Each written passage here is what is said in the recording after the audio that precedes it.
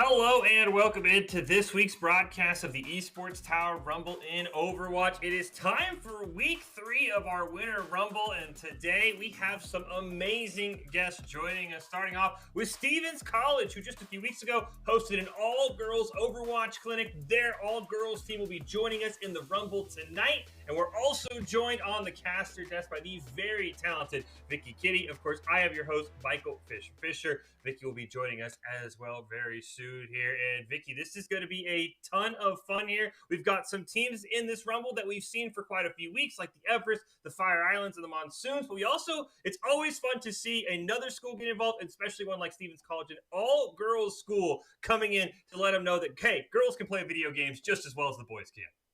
Absolutely, and they're coming out of left field too. With all the action that's been going down for the last 2 weeks, you can imagine that these teams are fired up. The adaptation is coming through for some of these players, but can they match against a new school, a new set of opponents? We're going to have to see today. As we get ready to kick off again, Stevens College, an all-girls school. They have a blossoming esports program. They're going to join us for the Rumble after hosting an all-girls Overwatch clinic just a few weeks ago. The Everest, Fire Islands, and Monsoons all back from the esports tower. Of course, the Everest on top. Everybody is chasing them. And then Meridian Tech, who's been in a couple of our recent Rumbles as well, coming off a second-place finish in week number 2, vying for that crown. We will see who can get it done today. Again, week 3, part 1 of the Rumble. We'll have some group stage games. We'll come back in a couple of weeks and next week with our grand finals. But before we kick off any of the games, of course, we have to give you Doc's keys to the game as presented by Esports Tower. Score pro advice at esportstower.com. Improve your game sets, improve your team play, improve your performance under pressure. You'll get matched with great players and professional coaches to help you rank up. And those, of course, never take a fair fight. What does that mean? It means taking fights in unexpected places when they are unprepared, and you have to have tempo if you're going to be able to pull that off. And as we get ready to hop into our first match of week 3, it'll be the Meridian Tech Dragons taking on Stevens College. We will not have to wait long to see how they match up. And it is a very tough draw for them, Vicky. They have to play last week's runner-up, Meridian Tech, who's been improving week by week. They're trying to get to that tough spot. We'll see what they can do here against Stevens College as we kick things off on Oasis for our first game.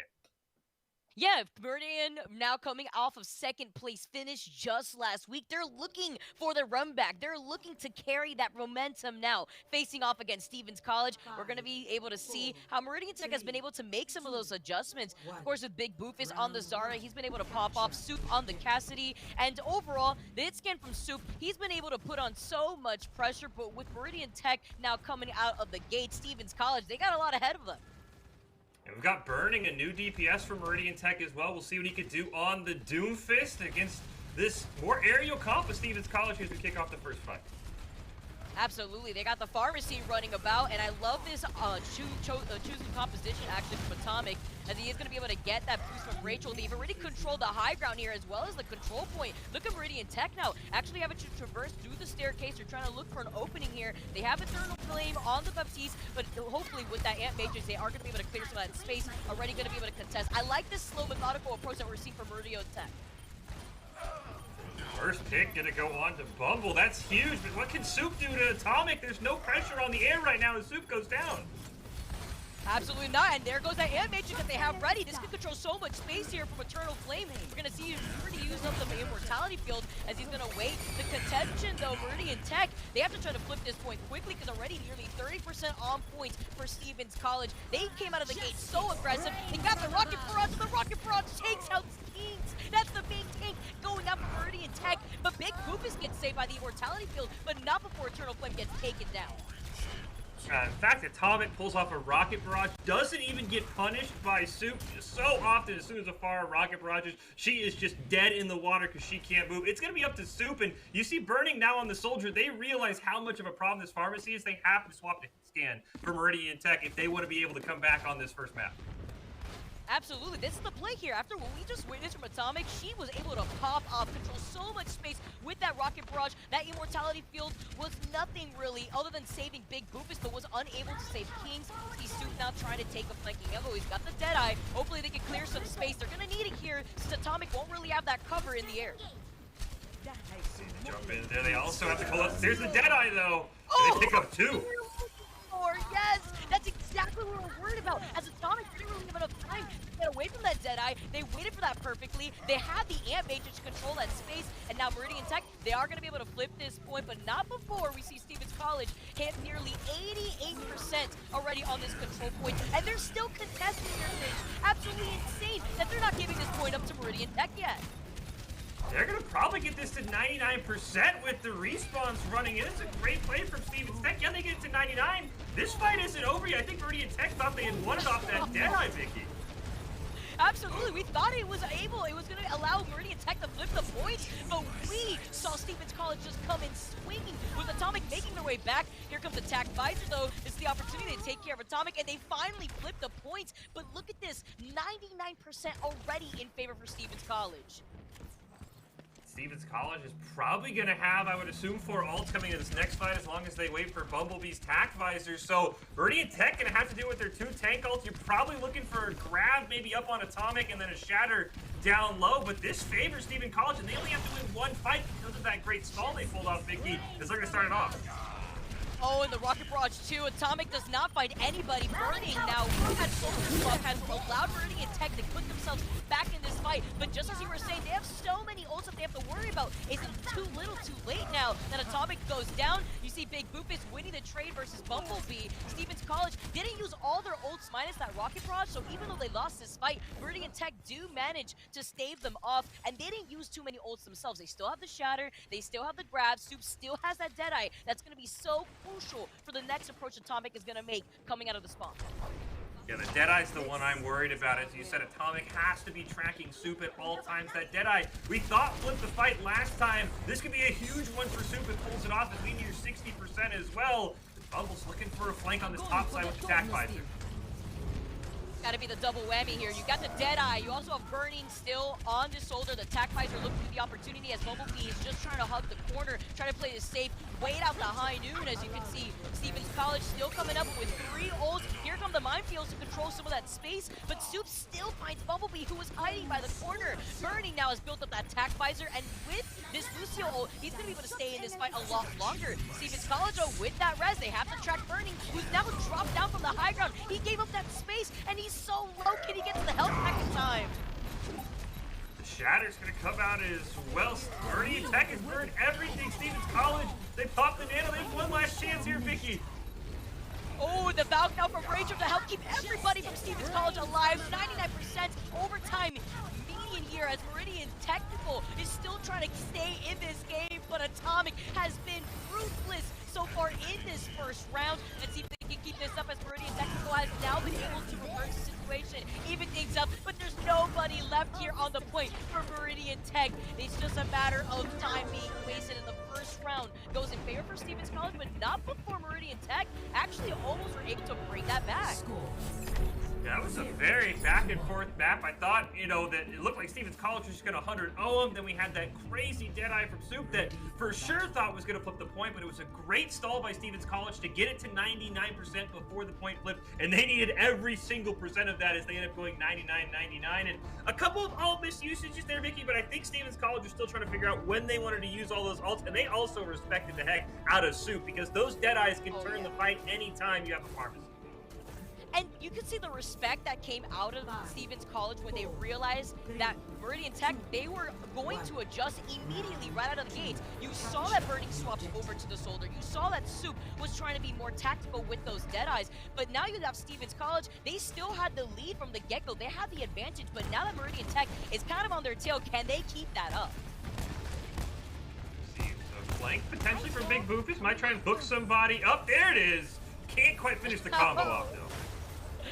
Oh, unfortunate there, though. But Meridian Tech now just trying to contest. But again, giving this space over to Stevens College, but huge nano right there. The anti hitting 4. You see them getting pulled right into it. I like this combo that we're seeing from Meridian Tech with the Orisa, with the Hog. That's why we see this combination coming out, because the holds into that anti really helped them out with Eternal Flame being on this Ana. And now Stevens College, even though they had that space controlled first, now Meridian Tech have reversed the tables, and they're going to have the advantage going into this round, too.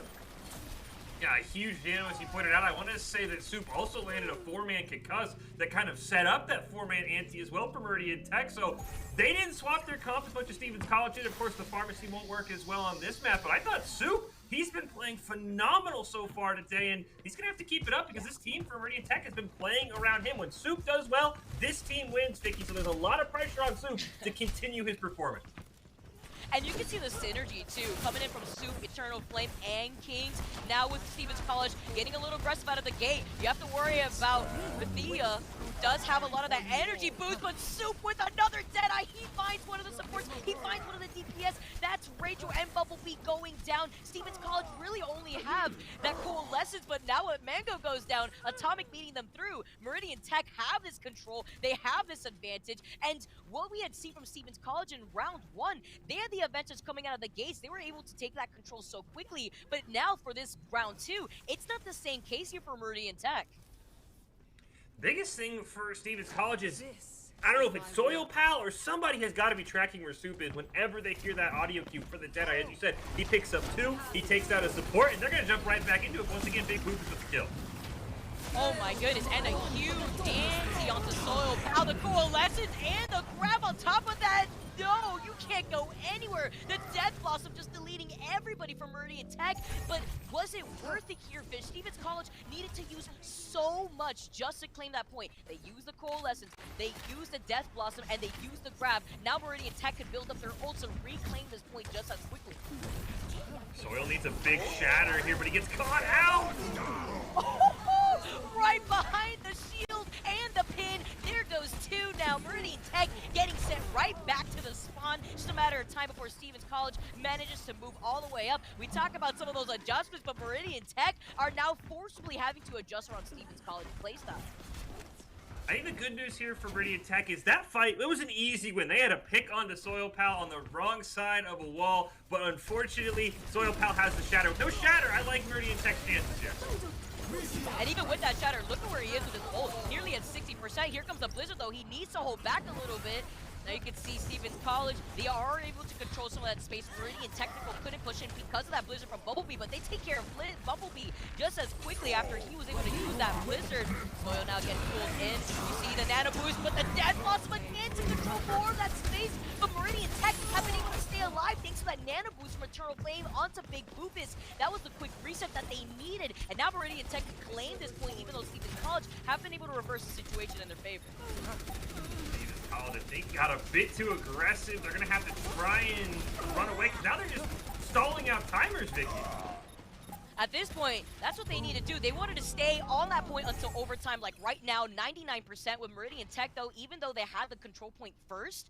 Now they're going to be able to try to reverse the situation, but Stevens College, even though they were playing at a disadvantage from the very beginning, they still were able to stall on the point until 99%, but they don't have many ults to work with here. They're going to need that sound barrier shortly from Rachel, which isn't going to be in this fight, so this Coalescence needs to get the job done from Mango, but this Anti, it's going to hold them back. All eyes on Soup. Does he get a big Deadeye? It starts with a huge stun on Atomic. Can he win this map with a Deadeye? Oh, the Deadeye! You were talking about Soup, Fish. You were talking about Soup for a reason. You have to track where Soup is, or else this Deadeye is gonna wipe your entire support lineup. Meridian Tech, they were at a disadvantage. They cleared out all of Stevens College that second round, and they claimed the second round entirely in their favor. We are going on to a round 3 in this first map. What a close game it's been. And Soup just absolutely plays phenomenal. We get a look here. This is his 3rd straight double kill with the Deadeye. He gets both supports with it, which pretty much guarantees his team the game. He had even gotten Atomic right before this replay started. It is all up to who can 1v1 or who can track Soup. Again, we go back to the pharmacy here for Stevens College, but the way Soup's been playing, I'm kind of worried for Atomic this time around, Vicky, because I think Soup has figured things out. Map 1, he was maybe warming up, though, but he's ready now. Yeah, we have to see what Stevens College is going to do about Soup, because you nailed it perfectly there, Fish. Meridian Tech has been playing around Soup so well, and that's just the adjustment that Meridian Tech has been able to make when it comes to how ruthless Atomic was in that first round. But they have to take care of Rachel, or else that damage boosted Pharah is going to take out one of your supports, like we just saw right there with Eternal Flame. He needs the first to go down. I like Soil's doing here. He's just trying to cause disruption, and it's letting Atomic get free reign on the back line. Hello, Soil Pal is rolling right out of that situation. A little worried right there too, but knows that nobody could really stun him right there, minus Soup, who was playing out of the back line. That's something else to know. Soup could stun out Soil Pal as well as Mango. Mango's not too careful from the back line. They really do need Alithia to help peel for Mango, so that way they don't isolate Mango specifically from Stevens College. But Meridian Tech, this is playing out very similar to how we saw in that first round with Stevens College, having the domination from the get-go. Soup way behind on the dead. I like the Wrecking Ball pick though, because it's going to allow Soil Pal to be disruptive and maybe set up another Rocket Barrage. With Atomic is just ripping them apart right now, Vicky. Oh, and another one! You thought about Soup, well, we found him. And it's gonna end up being pulled right out of the oven because Soup is nowhere to be found. You have nobody to contest Atomic now. Atomic also just denied that Coalescence charge from Jabers, so that's gonna be ruthless now going into this next approach from Meridian Tech because they cannot afford missing out on those ult charges. At some point, Meridian Tech, you have to wonder, Vicky, they have the playbook, right? The answer to Farah is always hit scan. You have a Soldier and a Cassidy, and neither of them can find a way to get onto Atomic. I don't know how you change your gameplay when you think you have the counter and it's just not working. Exactly, they have the counter right here available to them to take care of Atomic. Now, in this third round, it's so difficult on Oasis to try to contest Atomic playing off of this middle pillar alone, and then you also have to worry about Rachel. You have to make sure you take care of Rachel before ripping it into Atomic, but with this Rocket Barrage, you have to look into the flank of Meridian Tech. You see the anti, this is a perfect opportunity for Atomic to find that Rocket Barrage. Now coming in though, Burning has a Tac Visor, he goes up on the grab lift, he finds Atomic, but it's not too late before Atomic finds two members of Meridian Tech first. So that Tac Visor gets denied almost immediately, even though Atomic goes down. Meridian sent their entire team through the jump pad just to kill Atomic. They literally tried to six-man Atomic, and they lost the map off of that. That was crazy. That was insane. What was even crazier was the adjustments we just saw from Stevens College in that third point. They did not give an inch of an opportunity to Meridian Tech to get to that point first, and I feel like that's the strength that lies within Stevens College. They get so aggressive out of the gate there on control that they deny all that possible space and ult charge from Meridian Tech, which we saw already before with Atomic isolating the Mora, denying the Coalescence. That would have helped approach the points, but without that Coalescence and the Rocket Barrage being on board first, what can you do in that situation when you deny both of the hit scans that are supposed to counter you? Yeah, I mean, it literally, like, I'm just sitting there like, okay, when a Farah dominates you, you just say, Soldier, Cassidy, we win. No, that wasn't the case. I mean, like I said, they six-manned a Farah. I have never seen that before, ever. So I'm curious if they have a counter. We are going to go to Watch Point Gibraltar for our next map. It is a best of three, so Stevens College could potentially win their first game in their debut. And Watch Point is a map, Vicky, where there's definitely some areas where Farah can succeed. So it's on Meridian College to figure out how do you counter something that clearly wasn't just dying to Cassidy Soldier like 99% of Farahs do. Absolutely. You know, I'm really glad you bring that up because you have Watchpoint that provides a lot of that verticality. So maybe are we going to see a swap to Hanzo perhaps? Maybe Hanzo is that necessary tool here to try to contest the powerhouse that Atomic has been on this Farah. But honestly, seeing the adjustment that we saw from Meridian Tech, you have to imagine that they're going to try to bring that going into map number 2. But since it is best of 3, Stevens College only needs to take this one more map to be moving on. My big worry was going to be that Stevens College would say, well, it's Watch Point. We have a different comp. But no, I love the fact that Atomic is back on that farm. We'll see how well her and Rachel could do on that, especially on point 1. The big news is we've got a bit of a swap for Meridian Technical. Vicky Soup's now onto the tank lineup, and we've got Yacker in on the Soldier. So they're going to try the Soldier Cassidy again, but they're going to swap up who's playing it. Maybe Yacker can have better luck than Burning did. Yeah, we have to see, because now with Soup being on this Orisa, they can go in for the hold, they can go in for the stun, they can try to chain this, but Bumblebee is on the Bastion. You have the Immortality field. Stevens College is playing this ruthlessly. They are just going to be able to pirate bunker onto this payload. They already found Atomic, so now Meridian Tech, they know that that threat that was looming above them in that first map is gone, and look how they're popping off. They take care of Bumblebee without that force to distract and destroy the police from Meridian Tech. They know that they can fully halt this payload. Someone clearly didn't tell Soup that he was on a tank. He picks up 3 there on that wrist, and I like the attempt from Stevens College. It was the pirate bunker, but we're also going to have Atomic on the far, so you kind of have to look low and look high. But as soon as the payload went underneath and there was no more support from Bumblebees, they just turned all of their eyes to Atomic. Now the question is going to be, how do they get back to the payload with this comp, Vicky? Because it's kind of meant to just ride the payload the whole time.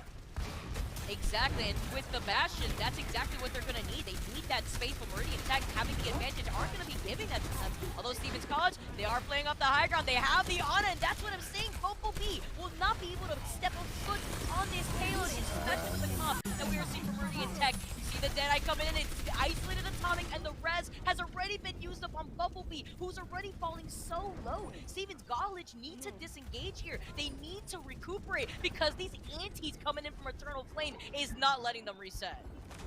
And I almost feel like Stevens College just needs to, take off the Bastion for now, go to something else, because they basically are telegraphing we're going to go to the high ground, we're going to try and set our shields up in front of Bumblebees, and then, as you said, Eternal Flame's just hitting an anti after anti. I think this Bastion was a great trick to get the payload as far as it got, but I think they have to change off now, Vicky, because they're not getting anywhere now that they no longer have control of the Pirates. Absolutely, and you already see here, Meridian Tech, they have that whole advantage, but with Yacker going down, that Tag Visor won't be able to be a threat to Atomic, but that Sleep Dart from Eternal Flame will. Even though they denied the Rocket Barrage, it wasn't enough to take care of Atomic completely. Now Stevens College, they have the bunker set up on the payload. They are going to be able to take this first point, and look how far back that they're sending Meridian Tech back as they're staggering them with Big Boop is going down last. My one concern here is there's not as much verticality from this point for Atomic to kind of rain from above, so it's going to be tough for Atomic to get a lot of value on this fire. Maybe after a death she swaps off. There's also 3 ults up here for Meridian Tech, and they're nearing in on 4 and 5. I think they can win this if Yacker gets a good tack fight. Oh, but the moment that Rachel split some of that attention and was not healing Atomic to get that res, Atomic goes down, so that threat from the side won't be there. Oh, then Bumblebee getting pulled into Big Boofus. Big Boofus has claimed the head of both the TCS from Stevens College, and Meridian Tech have now control the space around the corner. I like the use of the mines as it prevents Bernie from going right back to the rest of Meridian Tech, splitting up some of the team, but is that one pick going to be enough here? Now the Supercharger has been called in from Soup. For the Rocket Barrage, there it is for Atomic. The Rocket Barrage finding the 3K though, finding Soup in the process, giving them support to leave Jaybird low too. Meridian Tech needs to reset. They need to give this space to Stevens College because at the moment, as a 2-man army, Bernie cannot do it here with Big Boofus. The rest of Meridian Tech have now rejoined in this next choke point, but look how far up Stevens College is pushing. At some point, Atomic and Yacker, they've been sitting on their ults. They sat on them for all of point 2. You have 2 basically easy kill abilities on Atomic. I'd love to see them go one fight after another. And here we go with the Tac Visor. And there you go with the Immortality Field too to help maintain Lithia, keep them grounded. The Tac Visor though has found Atomic, as we were seeing here before in that first map. You could see currently Rachel just hiding around the corner, but with Stevens College just tripled into that room, that big anti is going to deny them. It's just a matter of time before Stevens College resets. And Meridian Tech at the moment need to try to keep up this momentum because they gave those first 2 points to Stevens College relatively fast. As you can see the timer on the clock as 3:35 already for Stevens College. You get the swap for Bumblebees now on the soldier themselves, but I love the fact that Meridian Tech, they used the Tac Visor. They didn't need to use anything else. They forced Stevens College to line of sight. Now they have the Deadeye for this next fight to try and find this farmer's field. But another minefield here from Soil Pal, getting those so quickly and finding Burning again. Although you saw that he got put down with that Sleep Dart by Eternal Flame. Eternal Flame gets denied, even though they just get res here by Jaybers. Atomic has just been another level, being able to get into a flanking position to keep this pressure up into the backline of Meridian Tech. Couple of ults burn there for Big Boofus. I don't think the Valkyrie's going to be enough to keep you alive in a 2-on-6 here, Vicky. Stevens College might just run this down if the respawns don't come through. And look how much time they have, 2 minutes, 45 seconds, and they're still denying Meridian Tech from rolling in. Even the desperate swap from Burning onto the Doomfist. Can he get there on time now that Yacker's gone down too? None of Stevens College members have gone down just yet in this skirmish, and with this minefield, Meridian Tech can't even contest on the point without getting pressured.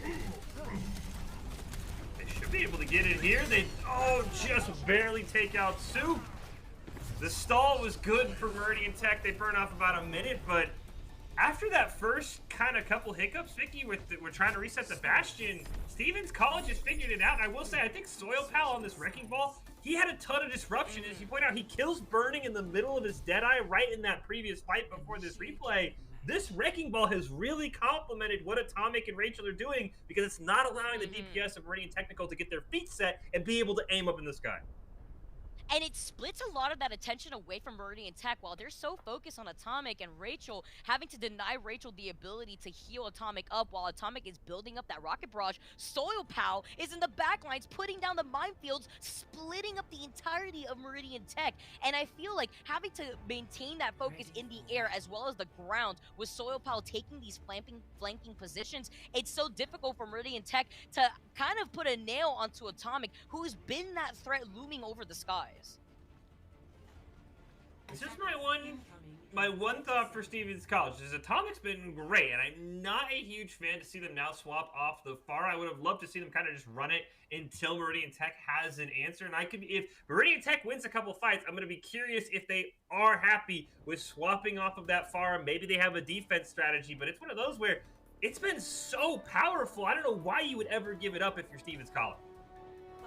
I'm wondering if they just want to try out something new here, especially since they have the Bastion still coming in from Bubble. They want to stick with this composition, it seems, and they are running the double shield. So Atomic could use that teleporter from Symmetra to try to reposition the rest of Stevens College if they feel like Meridian Tech is pushing too far. We're going to have to see as they try to dominate both the low ground and the high ground on the other side, but they're actually taking an unorthodox approach, actually kind of maintaining control over both sides of the car wash here. Look at the amount of damage output you're putting on to pressure out Meridian Tech when it comes to pushing that payload down the car wash.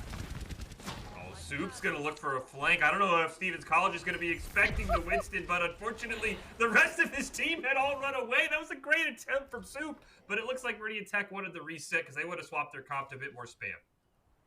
Soup saw those Symmetra turrets set up and said, you know what, that's fine. I'm going to wait for the rest of my team before trying to go in for a flanking position. Now, as he has rejoined the rest of Meridian Tech, you can see how they try to approach this. You can see the teleporter set up too on the other side behind Soil Pal. So they're just dominating so much space in general in this car wash. I love this approach that I'm seeing from Stevens College. And look at the amount of poke pressure that Soil Pal is putting on with this double shield comp that we are currently seeing from Stevens College. Here comes the grab lift. It's going to see as Meridian Technical get lifted up in the air. That's going to be a lot of damage that they don't have any mortality field to negate that. They have a coalescence coming up, which is going to be crucial here from Gerbers. Force the Valkyrie out from Eternal Flame just to keep everybody healthy, but they do get the first pick on Rachel. This is the go moment, I think, here, Vicky, for Meridian Tech. Yeah, they don't have that nano boost now, and that's going to be great for Meridian Tech as they have the coalescence to deny that. They have the Junkrat for so much pressure, and I like this swap and the adaptation that we're seeing from Meridian Tech because this Junkrat is going to do so much more damage in enclosed space, which is exactly where Stevens College is stationed. The flanking though, the Riptire? Oh, the Riptire now actually helped out Big Foofus in that situation, taking out Lithia. Stevens College, they had a great plan, but Meridian Tech has just dissected that as they're on the way to that first point. And Meridian Tech, I mean, they never really tried to just team fight Stevens College down there. They just basically pushed them back far enough that they just snuck the payload right past the car wash. I've never seen that. They didn't really ever win that fight. They just walked right past Stevens College because Stevens College had to retreat to try and heal up all that damage. Yeah, exactly, and you know, that was all from the Junkrat swap that we saw Meridian Tech make so quick off of just losing that first fight alone, and that quick adaptation is something that we have to know from Meridian Tech as they did in first match, but the Shatter's gonna get denied, and the Photon Barrier to help Stevens College approach there. So with using that Shatter, they know that Meridian Tech doesn't have that isolating tool from Soup. The grab lift is gonna be enough to nail the coffin in for Soup's life, and now with 3 members down from Meridian Tech, Stevens College have the number advantage, they still have that supercharger, and they have not use that nano boost, so they're saving some of these ults going into that next point.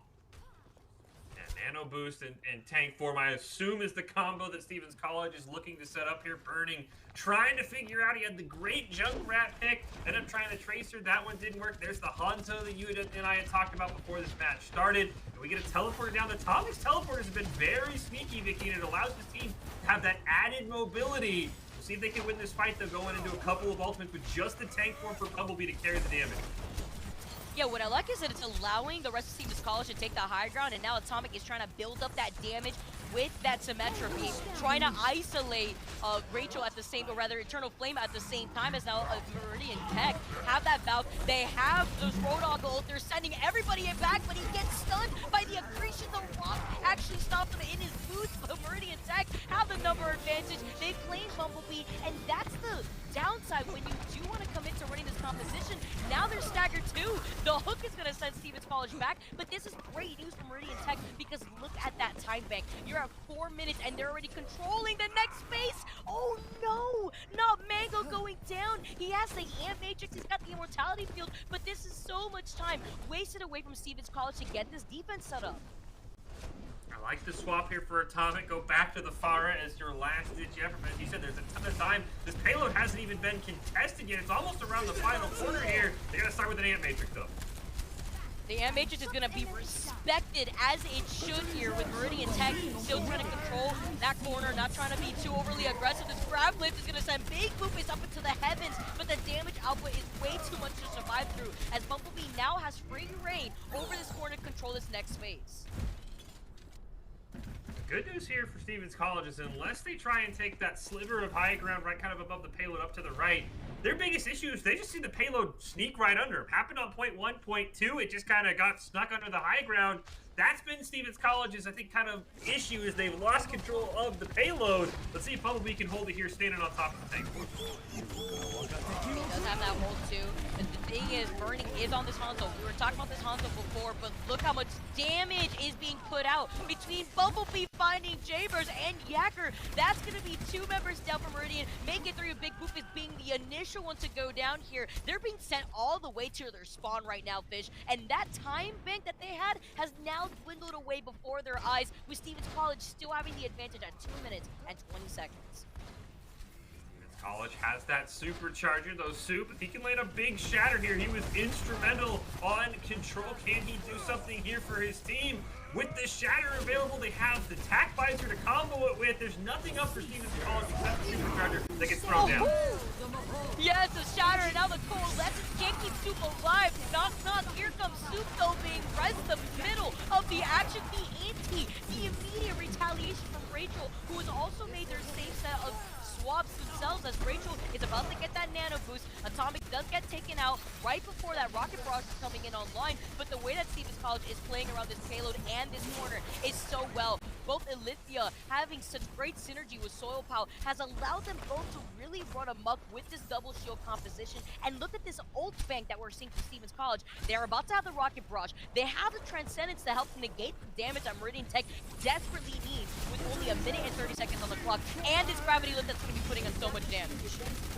Meridian Tech doesn't have any ult besides the whole hog as Eternal Flame already down. I think you got to disengage here, Vicky, because you're running out of time if you're Meridian Tech. Exactly, and nobody stopped Mango too. No one's been able to go onto Stevens College flank because they've been so fixated on taking care of Atomic. They have Burning for that close quarter damage, but is it going to be enough now that Yacker is still on that hit scan to try to pick off Atomic, but they haven't really been able to find another opportunity to split that attention away from Stevens College in the backline. Now it's Meridian Tech's going to have to make sure they cap this with some time on the clock. They only have the whole hog, and as Stevens College is staggered all so well, they can pick between Tank Form and Rocket Barrage to start this fight. Goodness, that halt was absolutely huge. It wasted the Immortality Field, which gave them the green light to use the Rocket Barrage. It's found Yacker again, the one counter pick to Atomic.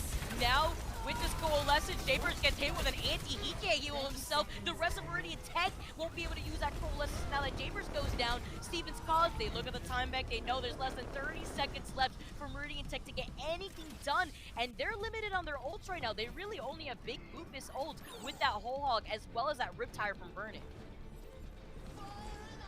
There's the Riptire. You've got to get a miracle Riptire here from out in nowhere, Vicky, if they want to win this fight.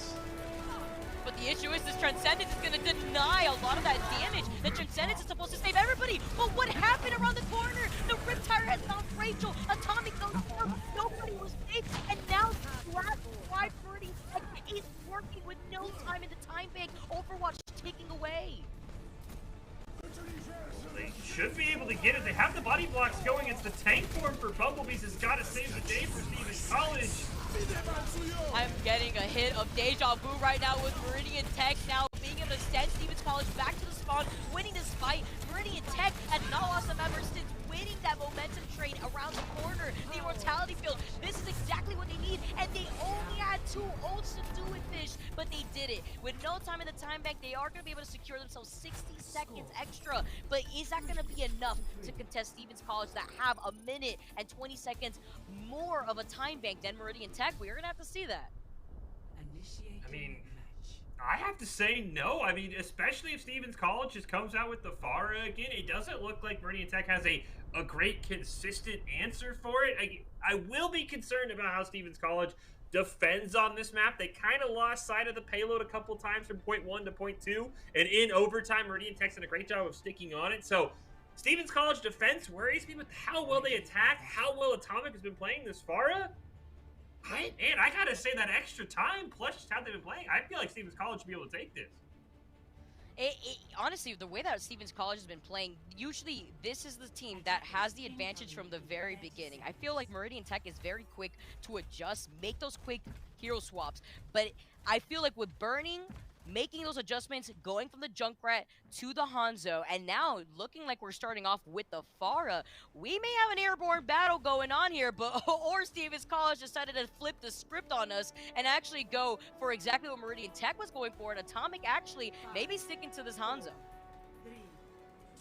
Oh no, especially not in overtime. I think you just gotta rip the Pharah until you can't get it to work anymore, but we'll see. Atomic has been so good this series, so if there's somebody who maybe counter Yacker in the air, it would be Atomic.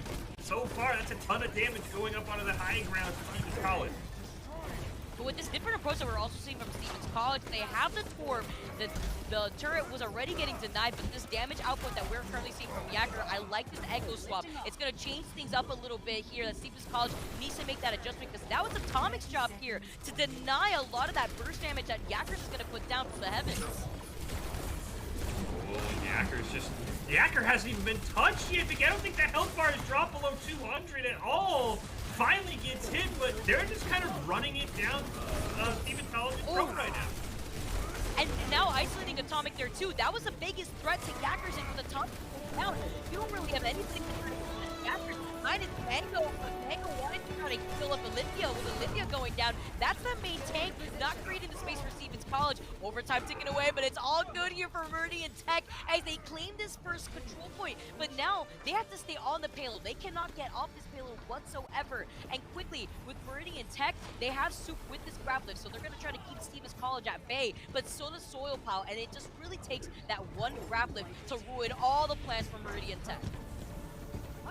I want to see Stevens College take the fight on the payload. They just gave Meridian Technical so much space. I mean, they really never lost a fight. They just kept backing up, and now that the clock's on 0, you only have to win in one fight. Maybe you force a C9 from Meridian Technical. I think you just fight on the payload, but they're just giving them all the space in the world right now. Yeah, they wanted to regroup here just before making this approach. They don't want to stagger out, and with Atomic making the swap over to the Pharah, it's lethal for Atomic to stay alive, but with that pick, Bergen's gonna get Riptire. Can he get something big? Yes, he does! He finds 2 with the Riptire. We have Meridian Tech now in the advantage, in the driver's seat, taking the second point. They need to be stopped, or else Stevens College, all their efforts get sent down the drain. I did not have this in my thoughts at all, that Meridian Technical with a minute on the clock after having to get the time extension is looking to maybe 3-cap here in overtime. Vicky, I mean, they have not been stopped. They are going to come up on a couple of balls as well. Stevens College is a big pick here. Oh, and the hook into pulling them right out of the safety of the shield. Mango with the Transcendence, but Olympia was the first to go down in that entire transaction. Eternal Flame is going to get traded. Hermetic Flux now coming in from Soup. Meridian Techno, they're losing heads and they're losing them fast. So much damage output here, but they're finding the strike with Bumblebee going down. They don't really have to worry about the Torb or the multi-Torb. Won't be able to control that space. It's really up to Olympia as the first one to go down is now move all the way up. Look at the supercharger and all the damage that is dealing though. Meridian Tech, they had something going for them, but Stevens College has now finally been able to hold them back, but they still were able to take 2 points right before being held. Trying to hold on as long as they can. I think they're finally going to force them off the point. And the fact they get 2 points, I mean, This is no longer a walk in the park for Stevens College if this is indeed the last fight, with the grab probably ending it. I don't know how Stevens College, if they're going to be able to make it this far. 2 points and almost halfway to the last one's pretty impressive. We're talking of Stevens College time bank and the advantage that they had in comparison to Meridian Tech, but we were not expecting Meridian Tech to gain that early game momentum coming out of the gates here. While on the attack, they were able to control so much of that space that Stevens College respected them for. You're saying it perfectly, actually, Fish. They were giving a lot of that space over to Meridian Tech, and while they wanted to regroup there, Burning on the Junkrat was able to get 2 picks off of that Riptire, make it 3 after initially taking care of Atomic off of that high ground, and that would have been lethal because Atomic wanted to look for that Rocket Barrage, to build into that Rocket Barrage just in case Meridian Tech had actually gotten that second point. I like this pick for Burning here as well on the Bastion. I mean, we talked about, the playbook for countering the Pharah 99% of the time is the Soldier and the Cassie, but there's always the Bastion that can just rip apart a Pharmacy from the sky. I'm curious what Burning will do, because if they're able to kill Atomic, yes, they have 3 minutes and 20 seconds, which is 3 times as much as Meridian Technical has, but this comp really functions around Atomic, Vicky. So I think if Burning is able to make a good play, and it's shocked me that it's taken this long for them to maybe try and pull out the Bastion as the counter, they might be able to hold them if they can just keep clipping Atomic's wings off the spawn. Yeah, and I like how you pointed out, because Burning, they saw that Stevens College were the ones to try out the Bastion composition first, but right now we also noticed that the Ana was detrimental to this, and he melted Atomic out of the gates. I think this is going to let Stevens College know that they're going to have to make some swaps here to contest Burning on this Bastion pick. They used up the res here from Mango to get Atomic back up, but with some of these swaps here, you have to imagine that Rachel is going to narrow down that focus onto Burning, put him to sleep, prevent a lot of that damage output to give the space over to Atomic to close in that gap. I like the angle Burning had. Now they all jump off the high ground. Stevens College tried to sneak underneath, and here's Burning uncontested. And Burning jumping off of the high ground on the other side too, to have much more of the enemy in their line of sight. Good push from Burning, but look at these flanking positions that we're seeing from Stevens College. They know where Burning is. They're trying to isolate him, while the rest of Meridian Tech is so fixated on controlling the front line. Atomic has got to get a pick, but Burning, the positioning is so strong right now. Just has these tiny little windows that he's able to peek through. I don't know what Stevens College could do, especially with Bumblebee not on something like a Tracer. He's got to get right up in his face on a Soldier. That's going to make it even harder. It's difficult with Meridian Tech now actually disengaging. I like this call from them because they knew that the high ground was going to go in favor to Stevens College, especially with this bunker comp that Meridian Tech wants to go for. But they have to do something about Atomic, who's pushing all the way into their face, into this first point. Now with this, Baptistal Eternal Flame is trying to control that space and in favor of Meridian Tech, and it works. Look at Burning getting the 3K, getting get a 4K. They've already cleaned up Stevens College with that grapple, pulling him all the way towards Big Boofus. Stevens College are been sent back to the spawn, and look at the amount of ults that Meridian Tech were able to build up without having to use it for that last fight. Yeah, the Tac Visor just gives Burning a little bit of an extra backup in case they find a way to kill him, but his positioning was so supreme. He backs up. Atomic and Bumblebee start looking for other pick targets. He's getting pocketed as well, and Atomic going down. That's your whole comp. Exactly, and the rocket barrage is going to be online for Atomic, and with another res used up for Atomic, that's going to deny another member of Stevens College from being rezzed up by Mango. So that Valk is going to have to help keep the rest of Stevens College together, or we're going to be moving on to a map number 3 if Stevens College can't get that same momentum that we saw from Meridian Tech. Here comes the rocket barrage. Look at Big Boofus with the whole hog, denying it completely. Great trade here as the Bastion goes down, but with Japers being alive, they get Bastion right back up. They get Burning into this fight, and Stevens College used everything that they had there, minus Attack Visor and the Nano Boots, but they used that Rocket Barrage, and Atomic now making the quick swap over to the Sombra. And I know I was on the Atomic Pharah train, but clearly Meridian Technical has figured out the counter, and it has been burning on the Bastion, so I like the swap. Of course, they need the mobility from the Sombra with 18 seconds left. Maybe gets a big hack on the Bastion here. That's the deniability here from Burning. They know that Burning has been that one threat here for Meridian Tech in this competition. Atomic on this Sombra gets the hack, completely denies Burning. Can he finish off this big now with the full attack visors going off? Stevens College, they win the trade They find Burning first. Yakkers goes down right alongside him as Soil Pow with those mines has been able to deny so much space away from Meridian Tech. Overtime now taking away all that advantage that Stevens College built up for themselves. It's gone down the drain, but they need to hold back Meridian Tech here. Rufus with another kill. Mango rezzing Rachel. That's going to be less DPS. Now get a whole hog. This could end it here. Oh, you see Stevens College now on their flank. Big Rufus with another great whole hog, but he's been kept alive for so long by Javers. The deniability with the anti, but he still finds Rachel right after getting anti. That hook has been so lethal. Big Rufus is on another terror run. Can we find Big Rufus here, or is he going to single-handedly take out the rest of Stevens College? He can't survive any longer after Javers was forced to hold back, gets taken out in the middle of that fight. They held on for so long, but look at this overtime now, ticking down for Stevens College after they had the time advantage originally. And I don't expect, ooh, that's a bad pick there for Meridian Tech. I don't expect Meridian Technical to give up all the space that Stevens College did, but potentially they will. They are going to be hamstring as well, as it's the baby diva that's out right now, so they're going to have to let that mech suit build back up.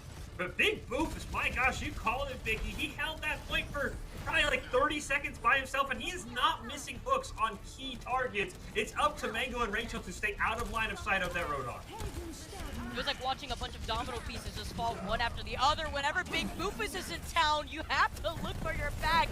Bumblebee gets hooked, gets taken out. You saw that damage output too that Javers was helping Big Boofus with, and now Big Boofus is about to get another whole hog to hold back the rest of Stevens College. That means that that's going to deny them the ability to stay on this cart, and with overtime taken away, that's going to be lethal here. Burning is on the... No one has looked at Burning on this Tracer yet. This flank has been huge. Stevens College, they have the time advantage, but they don't have the number advantage now. Overtime gone, and Meridian Tech stay in this series, taking map number 2 to even everything out. Oh man, Stevens College, they are really, really strong, Vicky, on their one comp. The pharmacy comp, they are so strong on. The problem is, when they're forced off that pharmacy, either due to a good bastion or just due to the lack of verticality, they don't have an answer for mainly Burning, who I thought was very impressive, and Big Boofus. I'm concerned as we go into map 3, which I just got word is Volskaya, that if Farah gets denied, this comp's going to fall apart for Stevens College. This is going to be interesting. I'm curious to see what hit scan we're also going to see from Stevens College going into Volskaya, because the adjustments that we've been seeing from Meridian Tech with Burning, first starting things off with the McCree, with then going over to the Junkrat, and then now making the swap over to the Bastion. Overall, Meridian Tech, their entire play has been to adjust themselves around Stevens College, but doing so quickly, playing at a disadvantage in that second point for Watch Point, and then being able to turn the tides, maintaining that defense was so crazy to watch from Meridian Tech, because they're showing off to Stevens College that they could definitely deny that one trump card that Stevens College has had with Atomic being on that Farah. And I think the other thing is, we talked about on map 1 that ended up going Stevens College's way. It's a lot of Soup and everyone else. It was Soup saving them with the Deadeye. Soup ends up getting moved over to the tank role for that map. I was a little hesitant. Yakker played okay, but Big Boofus just showed up. I mean, hook after hook after hook, and it's going to put so much pressure because as a support, you already have so many things going on. Health bars, everything else. Now all of a sudden, you're trying to find out, where's the Roadhog? Because he can kill you from anywhere as long as he's in range. Big Boofus has shown to me that this Meridian Tech team has a second option, and anytime your tank is a lethal threat, Vicky, that makes your team so much more scary. It's crazy. You said it perfectly. The way that Big Boofus played at the very end, he took away so much out of the time bank that Stevens College desperately needed to hold on to. But it is what it is as we go on to a map number 3 here. Stevens College, they had the advantage from the get-go. They had the advantage in map number 2, but Escort just fell right through their hands as we move on to Volskaya. Salt map type here as Meridian Tech could try to get onto the high ground, control some of that space already from the get-go. But look at this composition that we're seeing from Stevens College already. They're still running the Bastion. They have the Symmetra. They're going to be able to teleport right behind Meridian Tech. Oh, is that a 6-man ante?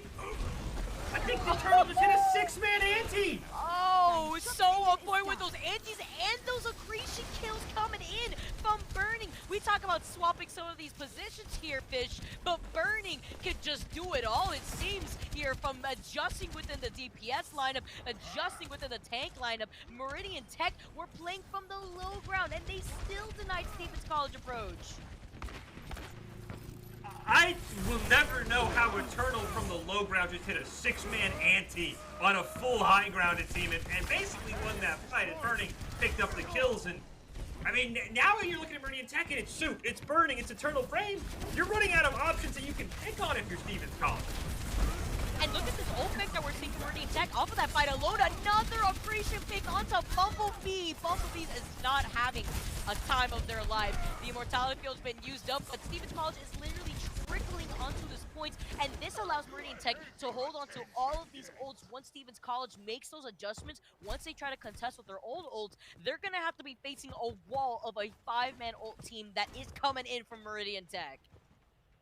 I like the call here from Atomic. Go back to the Pharah. It's worked so far. Try it one more time. But as you said, you have 5 ults coming up. Soup can easily build this Deadeye on Cassidy in 2 or 3 shots, depending on how much damage you can do.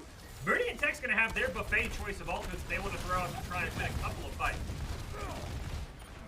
We're going to have to see if any of Stevens College wants to fight from that buffet. The Shatter going in to deny the Animatrix and the Nano Boost to keep Big Boofus alive. If he was scary already on the Hog, look at him swinging the hammer on the Reinhardt. He denies Atomic. He denies Stevens College. They used up that Animatrix, so now they don't have the Animatrix to match with Meridian Tech, and that's what we were talking about before that fight, because look how they cycle through with ultimates. They only use the Nano Boost, and they only use the Shatter and the Valve, so they still have 3 ults ready for this next approach from Stevens College.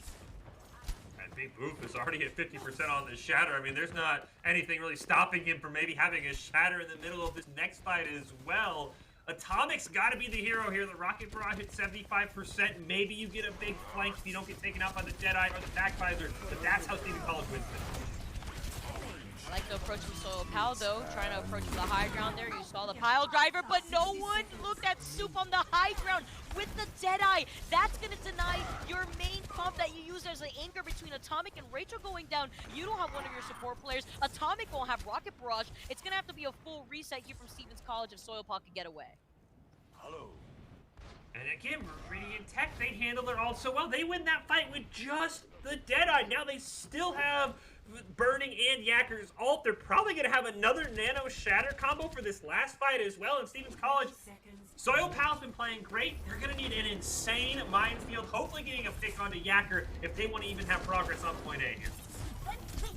I'm in danger.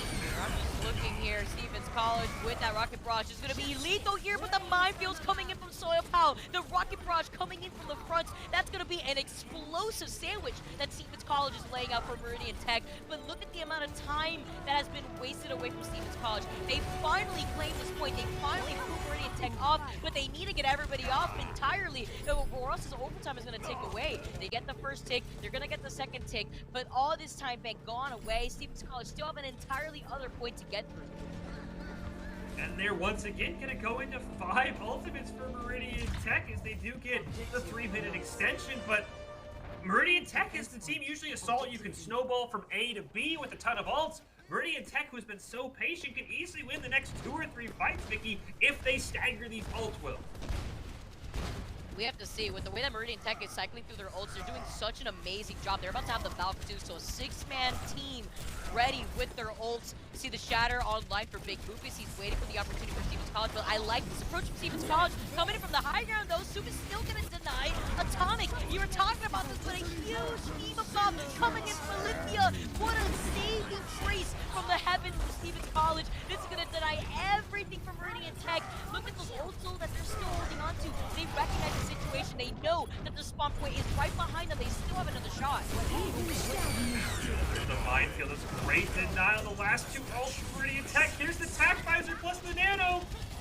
But he's getting denied. Look at these minefields. He can't even get to the points. He can only use attack visor from far away. That's fine. Here's Eternal Flame to play off of the back end. But what a way for Meridian Tech to utilize those ults to turn the tides in their favor, because Stevens College, they had the advantage right there, the man advantage, as well as the fact that they had the ult advantage building up in their favor. But Meridian Tech, the saving grace right there, even though they didn't have the minefields to block them, they still had that attack visor from Yakkers to deny that space for them.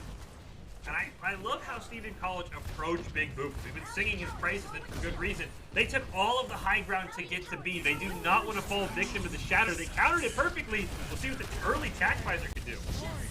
And with this approach, they know that the Shatter's ready. They know that they have to look out for it, but the 3K from Atomic, the Rocket Barrage finding 3 heads from Meridian Tech. They can't even use the Shatter because Big Boopus is off of the field. Soup is gonna beat them soon into spawn, but Meridian Tech, again, their spawn point is right behind Stevens College. They have to wipe out this point quickly, or they're gonna be contesting again. They get a double kill. There's the Shatter, though. It doesn't. It only hits Mango. That denies the sound barrier, though. Oh, that's absolutely huge. Yeah, they won't have the sound barrier now, but with this res, Mango's gonna absolutely use the sound barrier immediately after coming back alive. Look at the spin to win from Soil Pal, trying to deny the space away from Meridian Tech. Another Diva Bomb to find Eternal Flame. Olympia has been on point with those Diva Bombs, controlling so much of that space. You said though, the spawn's right there. Another revive on the Big Boop. If they can just kill time if you're Meridian Technical. These minefields for Soil Pal have been insane and triple kill. Soil Pal has been ruthless. That was also the third minefield that we have seen from Soil Pal in this fight alone since they tried to initially take this point. He's denied so much space here from both Meridian Tech in their spawn points too, and now Stevens College with the time dwindling down. You see Meridian Tech holding onto their life onto this point, trying to deny as much time away from Stevens College as they can. They need to cap this to be able to guarantee that they can't lose this map of regulation. And they pull it off with zeros. You and I were worried, Vicky, after they couldn't even get point A with time on the clock. They managed to play that perfectly. Soil Pal, as you said, is Cynthia with an insane Diva Bomb. They just chained their ults together so well, fight after fight for Stevens College. And what's crazy is how long this fight went on for. Even more impressive for Meridian Tech to deny that time and to contest for as long as possible, to take away that time bank, to force it into overtime for Stevens College. And that inevitably puts pressure onto Stevens College in that last fight alone. But like you said, the way that Soil Pal denied the space with the minefields, and the way that Atomic was able to put in so much pressure and get so much value off of that rocket barrage, allowed Stevens College to finally clutch out that point B. But Meridian Tech, though, from the very first game has made such impressive adjustments to contest this composition that we've been seeing from Stevens College. And I was worried for Stevens College. You can remember, this is a new team coming into our Rumble. Meridian Technical's coming off a second place finish. This is not an easy opening game, and this series has been insanely close. And I mean, it feels like we're destined for overtime on Volskaya. It's a great performance for Stevens College. They have definitely shown, Vicky, they're going to be a scary team going forward in this Rumble because they are making Meridian Tech pull out everything. We've seen swaps. We've seen, and basically everyone has played tanky DPS at this point. I really like what Stevens College has shown us here in this first game of our Week 3 Rumble. It really forces teams like Meridian Tech to have different compositions that they can play, to have the ability to deny Stevens College strong suit, which has been the pharmacy here so far. But you have to imagine Soil Power and Lithia enabling that too, but Soup being on this Symmetra, they are going to be able to teleport onto the high ground. I love this quick composition that they have Yakkers on the Bastion, but losing Big Boopus is going to be their anchor going down, as that shield is necessary within this composition. They have to already teleport away. Yakker not getting near as much value. I like what they did. They knew Stevens College was going to come out with the pharmacy. They said we have to play the Bastion because that's what's wanted for it. But that was burning on the Bastion, not Yakker. He hasn't gotten near as much value. Yeah, so far hasn't been able to really do much here, and now the teleporter has been denied. It's been destroyed, and Stevens College are playing this behind too to try to deny a lot of that controlled space that Yakkers wants to build for the rest of Meridian Tech. Now with another teleporter, Stu tries to bring everybody onto the high ground, but it gets denied again. These pile drivers from Soil Paw, and now the minefield is going to force Meridian Tech to hold back. Maybe use another teleporter, but look at the amount of damage output that has been done by those minefields alone. did get a back pick onto Atomic, so there's no Rocket Barrage this fight and no res for Rachel. This could be a scary moment for Stevens College as they're losing members left and right. That's 4 heads down originally, with Atomic being the first one to go down for Stevens College. Not enough heads to actually contest here on the points. An accretion getting sent from the left field to deny Stevens College from even pushing on the point. The Lithia goes down, and Meridian Tech are going to be able to get this first point with so much time in the time bank, which is going to be so scary for Stevens College to deal with. They're going to have to hold back that second point with extra time in the time bank for Meridian Tech. And that was probably the first Rocket Barrage that Atomic hasn't picked up a kill or two on. It was a great job by Soup, even though they're not on the hit scan on the Symmetra, picking off Atomic, forcing the swap, and now they have 5 minutes. You look at the clock, they were coming up on 3 ultimates, but Soup ends up swapping over to the Cassidy, so they'll still have both their tank ults. The tank form for Yacker should be online here soon as well. This is the snowball that a lot of teams can use to start rolling on Assault here, especially if Big Boofus can drop a supercharger and help everybody else catch up on the ult percentage. Yeah, those old charge difference right here for Meridian Tech is going to allow them to have the advantage from the get-go. You can see Soil Pal, though, with the minefield to at least try to contest them, forcing the rest of Meridian Tech off of that high ground with that pile driver, doing such a good job at disrupting the piece. So it's actually going to put a dent to Meridian Tech's plans, but they're okay with this. They're okay with taking this slowly. Look at the time bank. They have 4 minutes and 20 seconds, and nearly all their ults are online, with Yackers nearing 100% with their very own ult. That's going to be a 5-man team with all their ults here going into this next approach. Yeah, the fact they saved their ults makes me think that exactly what you said, Vicky. They're probably going to go for some sort of layered 5 ultimate attempt here, because Soup, with the Deadeye, I mean, he can do enough damage without the Deadeye to be able to provide value for the team. So it's going to be up to Bumblebees. Maybe you get a big tack visor, but how they layer these ultimates for Meridian Technical is really going to determine the side of the fight, and they're going to start with the supercharge. As well as the disruption that Soil Pal's been able to put down with that pile driver. Here's the Gravitic Flex coming in from Burning, though, just trying to find somebody hiding in the house, but doesn't find a single soul, as the rest of Stevens College actually are playing this so spread out. They're forcing Meridian Tech to split all their attention from the left and to the right, but Eternal Flame gets rest. So it's going to be both supports still in the fight here for Meridian Tech. It's going to be lethal now as they lost Big Boofus, and Amp Matrix could allow them all the space that they need to allow Big Boofus to come back after making that swap. Stevens College, they're dropping like flies, and they don't have the nano boost here. It's really up to Soil Power and these minefields to deny that space, and nobody stopped burning yet, too. Bumblebees has the tack visor online. We might get another tack nano, this time from Stevens College, potentially, but he just gets gunned down. Oh no, Yacker is going in 3K as Big Boop is coming in from the respawn, coming in off of swapping over to Ball. They cannot lose this here. They won't be able to contest, and the time differentiation between Meridian Tech and Stevens College is big here with 2 minutes and 46 seconds in their time bank. I mean, the big thing here, you see the replay, Stevens College does not have a Bastion answer. They don't have someone like a Tracer or a Doomfist to get right up in his face. They didn't even get to have an ult from Bumblebees, who just got eliminated.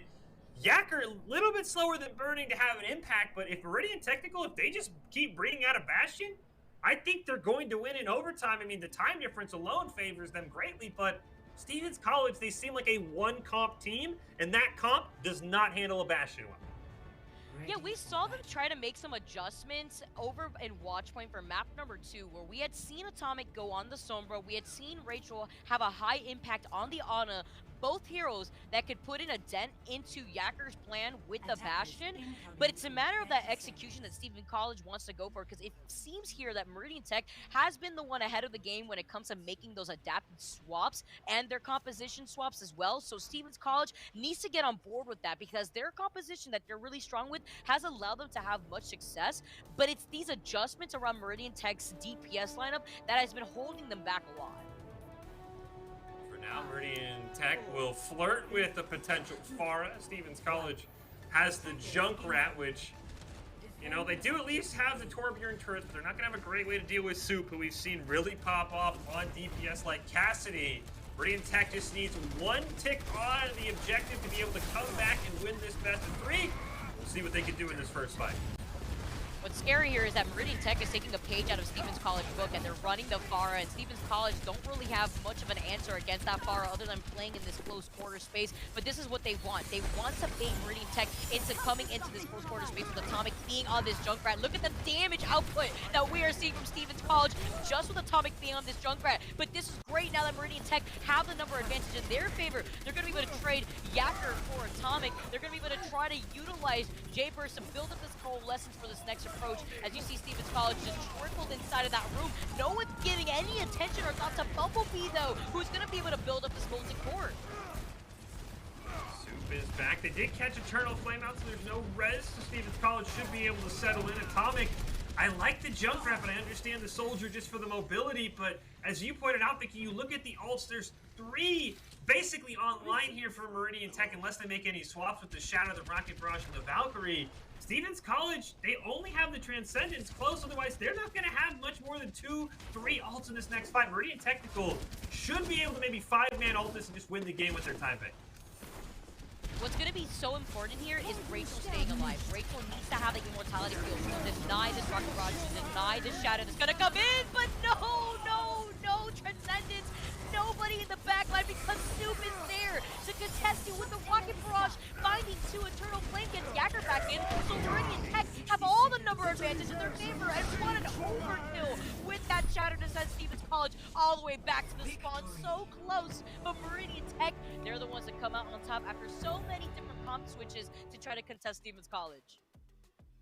Absolutely phenomenal, and you know, going at it alone can only get you so far. Ultimately, if you want to increase your chances of success, you have to level up your teaming skills, and we just saw that. We saw a great job by Stevens College for most of that map, but finally, Meridian Tech figured out the comp they needed to run. They pulled it off. Esports Tower really takes time to create teams of well-matched teammates. I want to give a shout-out to all of the coaches, especially Paulo, for putting it all together. If you're watching, you haven't checked out Esports Tower Clubs yet, you should. It is the fast track to rank up. A crazy back and forth series here just in our first game, Mickey. We still have more series ahead of us. We'll see how the rest of it goes. We are not going to give Meridian Tech much of a break, though. They barely survived against Stevens College. When we come back, they'll have to take on the Everest, who are the top of the top. We'll take a quick break. When we come back, the Everest and Meridian Tech in our second game of our Week 3 or Esports Tower Overwatch Rumbles coming up right after this.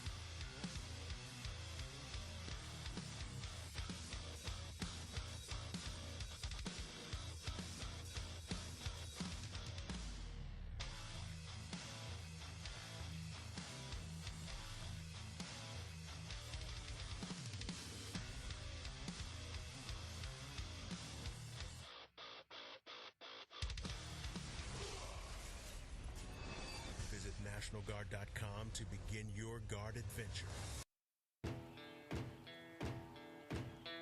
Here are a couple lessons I've learned over the years. Friendships come in all shapes and sizes. And always buckle up. Seatbelts save lives. That's a rule we can all live by.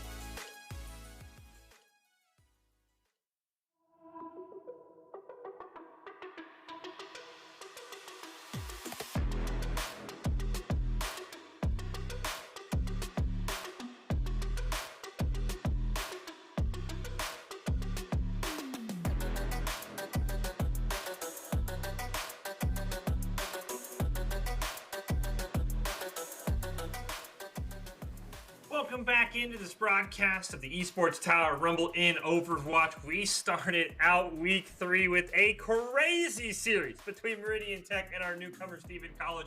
Thought Steven College would pull off the upset, but in the end, Meridian Tech was able to figure out the comp to counter that Pharah and end up winning the game. And we're not going to give Meridian Tech any time off. They're coming back against their nemesis, the Everest of the Esports Tower. I am Fish, joined by Vicky Kitty to call all of the action. Vicky, this was our grand finals matchup in week 2. It was Meridian Tech and the Everest. The Everest took care of business, and the Everest have been the top dog. They have been the back-to-back Rumble winners. Everybody wants a piece of them, and after that marathon game, you have to wonder how much Meridian Tech has left in the tank for a crazy series.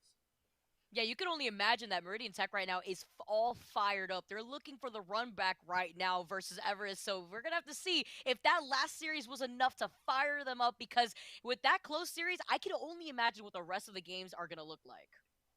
And again, Everest have been so strong. Meridian Tech holding off Stevens College. A ton of great teams here in this Rumble. We haven't even seen the other Esports Tower teams. But before we kick off this Rumble event, this week 3 matchup, we do want to take a moment to congratulate all of our Esports Tower club members who have graduated from the clubs. They've been offered scholarships across the country. Over the last 3 months, Esports Tower club members have received over $1.6 million in scholarship awards. These students have not only worked harder on their in-game play, but have worked hard academically and have earned these scholarship opportunities.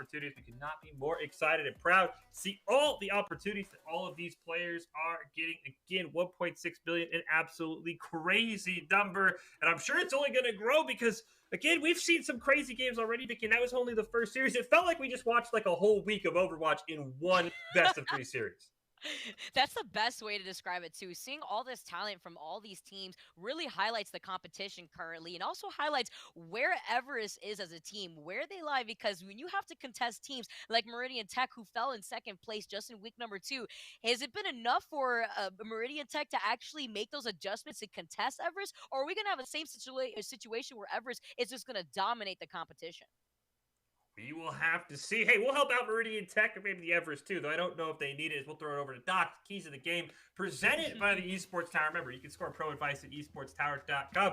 Again, if you want to beat the Everest, you have got to run with Doc, and that is to never take a fair fight. What does that mean? It means take fights in unexpected places. When they are unprepared, you have to have tempo. You have to know when you want to go, and you can't leave one person out on an island. Improve your game sense, improve your team play, improve your performance under pressure. You'll get matched with great players and professional coaches to help you rank up. Let's hop in to our rematch of last Rumble's grand finals. The Everest taking on Meridian Tech. We'll start on Nepal, and we'll see if someone can finally knock off the Everest or if they can remain at the top.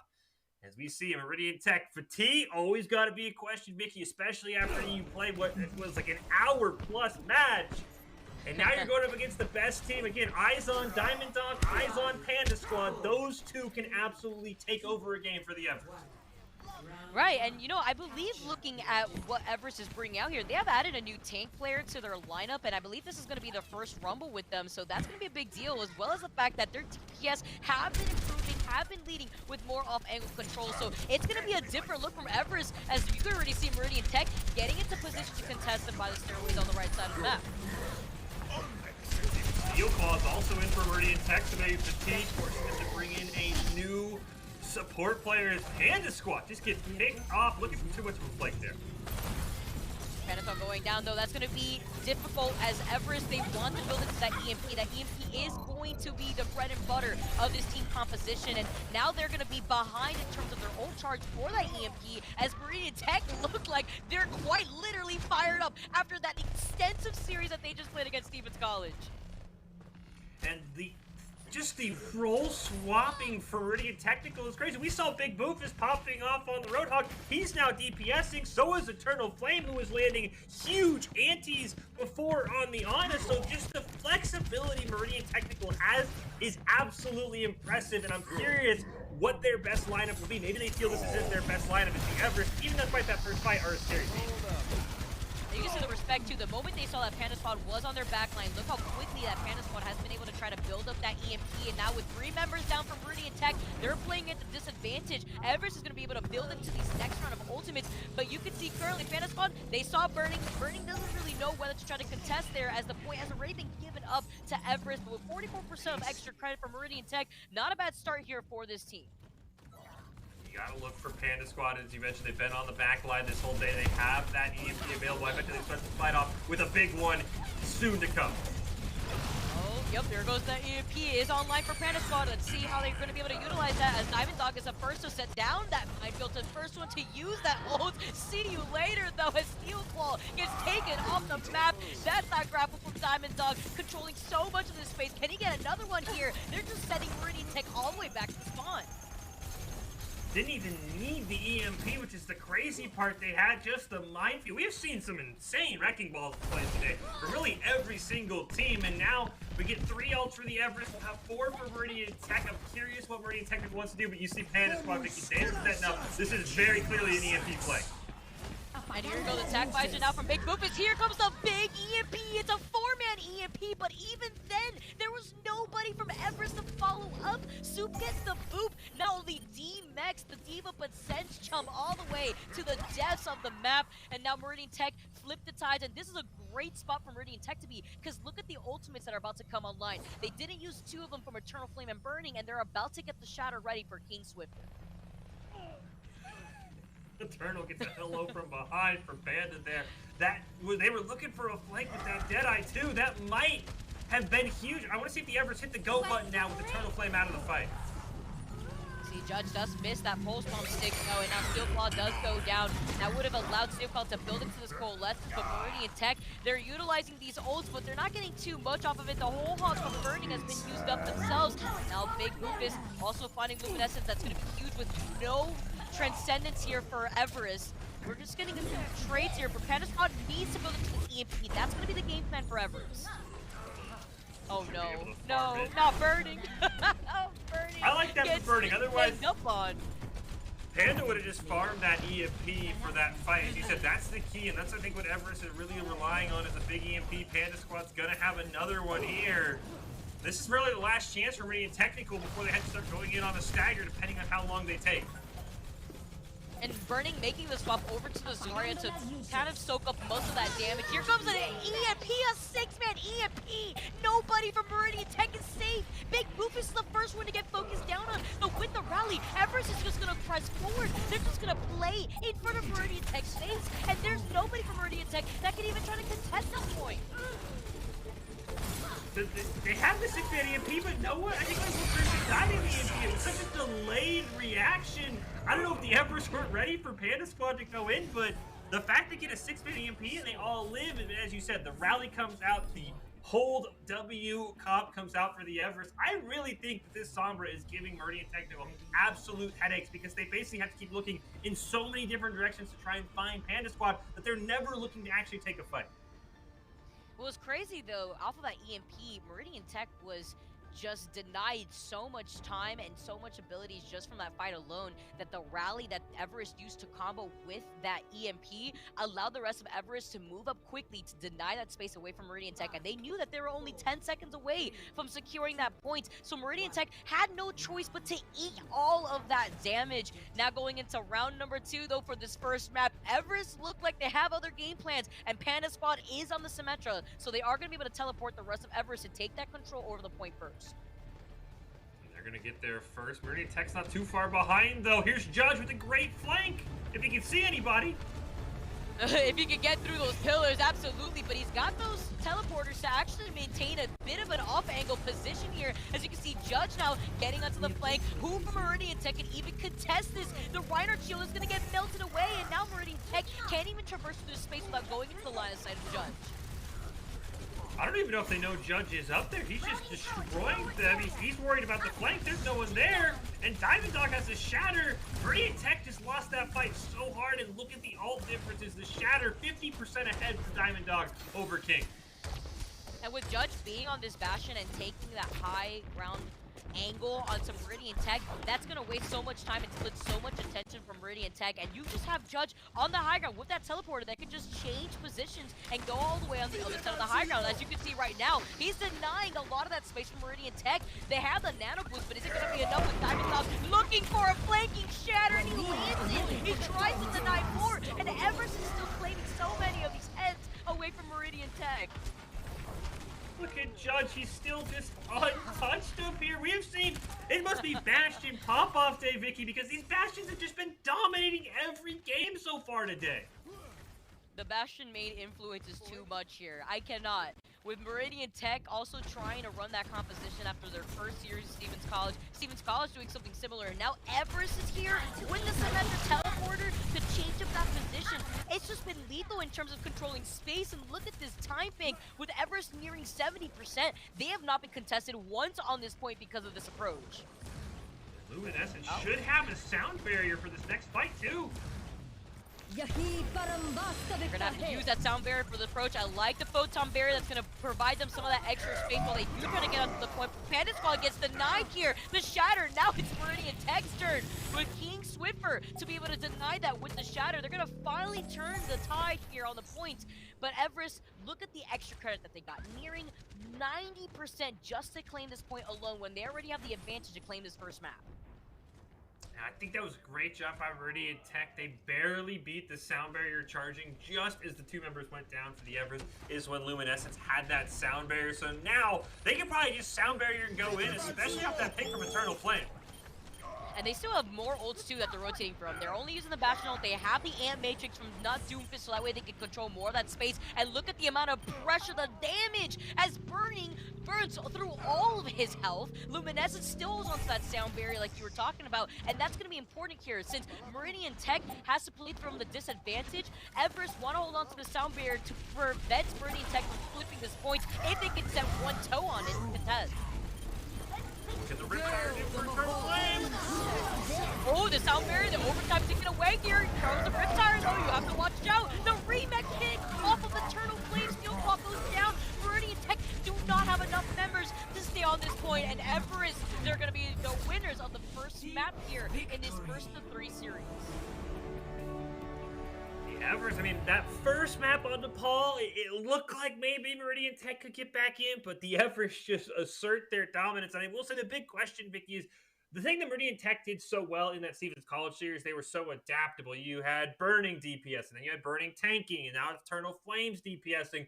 I really wonder what the best comp for Meridian Technical is, because we've seen bright spots from all of their comps. I'm wondering if maybe that was, we're exhausted from our first game, we just need to get a refresh ourselves. That's why Eternal Flames on the DPS, but it feels like the Everest maybe capitalized on Meridian Technical getting a bit too experimental in a comp there, because I thought Eternal Flame was too good on the Ana to move over to a DPS. I also feel like Everest is forcing Meridian Tech to adjust too quickly between the Sombra composition that we saw, the EMP plays coming in for that first round, and then the Bastion plays coming into round 2.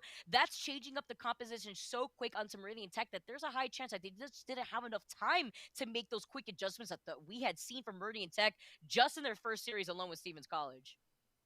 Right, losing control might not be a big deal for Meridian Tech. Remember, they lost to Stevens College in the first map, ended up coming back for that reverse sweep, a mini reverse sweep in a best of 3. It's still a best of 3 here for the Everest and Meridian Tech. We go to Junkertown as our next map. The Everest looking to win this one clean. Meridian Tech looking for another game 3, and we'll see how long they can stay around. And I'm curious what the comp is. That's my first question that is going to be answered right away, Vicky, is what is the comp for Meridian Technical? And you see Eternal Flame back on the support. I think they realized we got a bit too cute for the Everest, and they absolutely punished us for it. I figured that we were going to see a pirate ship composition, and I think that's what Meridian Tech is going to provide to us right now. If they are the ones on the attack, I could see them, or actually they're the ones on the defense, which means that they're going to be taking the high ground position, which won't allow them to situate themselves on the cart that Everest would otherwise do if they were the ones running a Bastion. But this is going to be important to note that Meridian Tech running the Bastion composition on this high ground needs to watch out for Judge, who is on this Widow, Panaspot, who is on this Hanzo, but he gets denied immediately. He must have been in the line of sight of Soup to get that stun into wiping out Panaspot. Great start here for Meridian Tech, but they lose Javers in the process, which means that they won't have that immortality field. Fight on the low ground. Judge, I'm waiting for them to have that pop-off. They were so strong on our last game, but Burning just kind of hanging back. The shields are keeping Burning alive, but the payload's just pushing right at him. Yeah, the payload now just trying to round the corner, and with Big Boopus going down, Meridian Tech are losing heads way too fast. Too much damage output from Everest to deny their game plan, and that's the issue with bunker comp. When you're not the one on the payload and you decide to take up shop into that high ground spot, you have to make sure that you're denying all of that damage, and you can keep your supports up. But the moment that Technical lost Chambers, they lost that advantage. They lost the ability to bunker down, and now the Nano Boost coming in as Big Boopus gets taken out. That Nano Boost doing absolutely nothing for Eternal Flame, as we may see a comp swap from Meridian Tech as this Bastion composition is not working out for them. Consider yourself. This Bastion comp is left a lot to be desired. That Nano feels like they're gonna swap, right? You don't just Nano your Reinhardt to suicide unless you had other plans, and they will flip Eternal Flame over to that Mercy. Maybe they think the issue is maybe the Bastion doesn't have enough of a pocket, because they're sticking with Burning on this Bastion. It was great against Stevens College, but the Everest are not running as far as this Bastion has not had a place to bunker down. And what's scarier too is with Eternal Flame going onto this Mercy, you can see the position that Panda Squad is taking with the Dragons. He's right on the other side of them. He just split up the squad and he took out Eternal Flame. That's one of the main force going down, and he's still going. He's looking for a 4K right now. He gets it here with some help of the rest of Everest's team, and Panda Squad is on another level. Look at this. You could see them feeding themselves, and now they're gonna have all the space in the world to get onto that high ground to contest Meridian Tech for this next point. Today we find a new champion. Feels like Meridian Technical fell into the issue of, we have that. Okay, never mind. Nice Bastional. They waited on that Bastional. I hope they swap now, though, because that was not worth the waiting and losing that happened with Burning on that Bastion. And that's the problem with this point in Junkertown, in this third point. This is going to give so much advantage and space to Panda Squad. It allows you and enables more verticality that Hanzo will provide. And as you see Soup going down, something needs to be done against Panda Squad, because he is all to the metal and no breaks here for Meridian Tech. They got to deny Panda Squad because he is just holding forward. He's got another Dragon Strike. He might not even need it at this point. He might just single-handedly force this card onto the spot with almost 5 minutes left. Now he's denying entrance from one of the spawn points with the Dragons. It's going to force Meridian Tech to isolate themselves and exit from the other side. You see Big Boopus just waiting out those Dragons. He's got Shatter ready. He wants to look for a flanking opportunity behind that Arista shield, or it's going to be all for naught. He's getting all in his face. He's got the Discord orb on him, but look at the shield denying the Shatter. That's exactly what he wanted to prevent, and Everest have just been wiping out Meridian Tech unstopped too. They just moved that payload without being stopped one single time by Meridian Tech. And Meridian Tech kind of fell into the same trap that Stevens College fell into in our first series. They just kept giving space. They're never taking fights. We get to look at this replay here. I mean, this is just Panda Squad running them down. He's holding W and just left clicking on everything he sees. Meridian Technical, it felt like on that whole map, Vicky, we saw like 2 fights because they just kept giving space and waiting for a setup that never actually happened. That was absolutely insane. Insane to see how much value Panda Squad got off of that Hanzo alone. We had seen from the very beginning the game plan that Meridian Tech really wanted with that Bastion, but did they stay onto that pick and run that composition for too long that it prevented them from even stalling on the car once? Meridian Tech is a team that we were highlighting being so quick to adjust, were not quick enough to adjust against Everest in that first push from Everest while they were on the attack.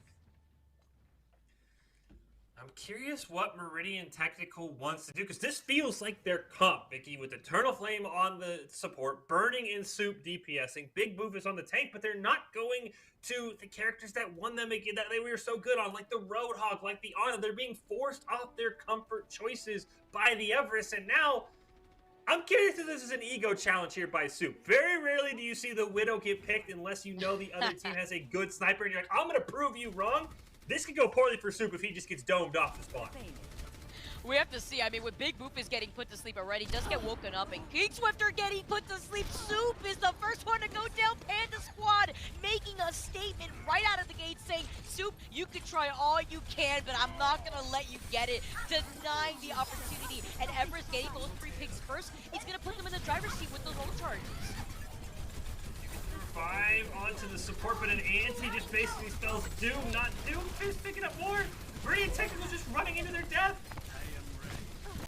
Everest right now, the momentum is 100% on their side. They are feeling themselves right now, Fish, and Meridian Tech can't even find an opportunity on which door they can exit the spawn because Panda Squad is still finding these picks off of Meridian Tech. I mean, Soup has got to find a pick. It was an ego challenge pick on that Widow. Soup's got to start this with a headshot onto Panda Squad. Otherwise, they're just, as you said, they're never going to leave their spawn because Panda Squad is just killing everyone that moves. Does he miss? Does he miss, Fish? Because right now, Panda Squad is going all in. He's been looking for another headshot. He gets it again onto Soup. This is the third pick. Can we see him fourth? He is head for head right now. He's going to try to deny Burning. He does it again. He's cleared out all of Meridian Tech basically single-handedly while the rest of Evers just pull him into their line of sight. And we haven't even seen Judge yet. Judge is on the Hanzo as well. This double sniper comp for the Everest is just, I mean, you see Judge gets a kill. They can't even leave their spawn.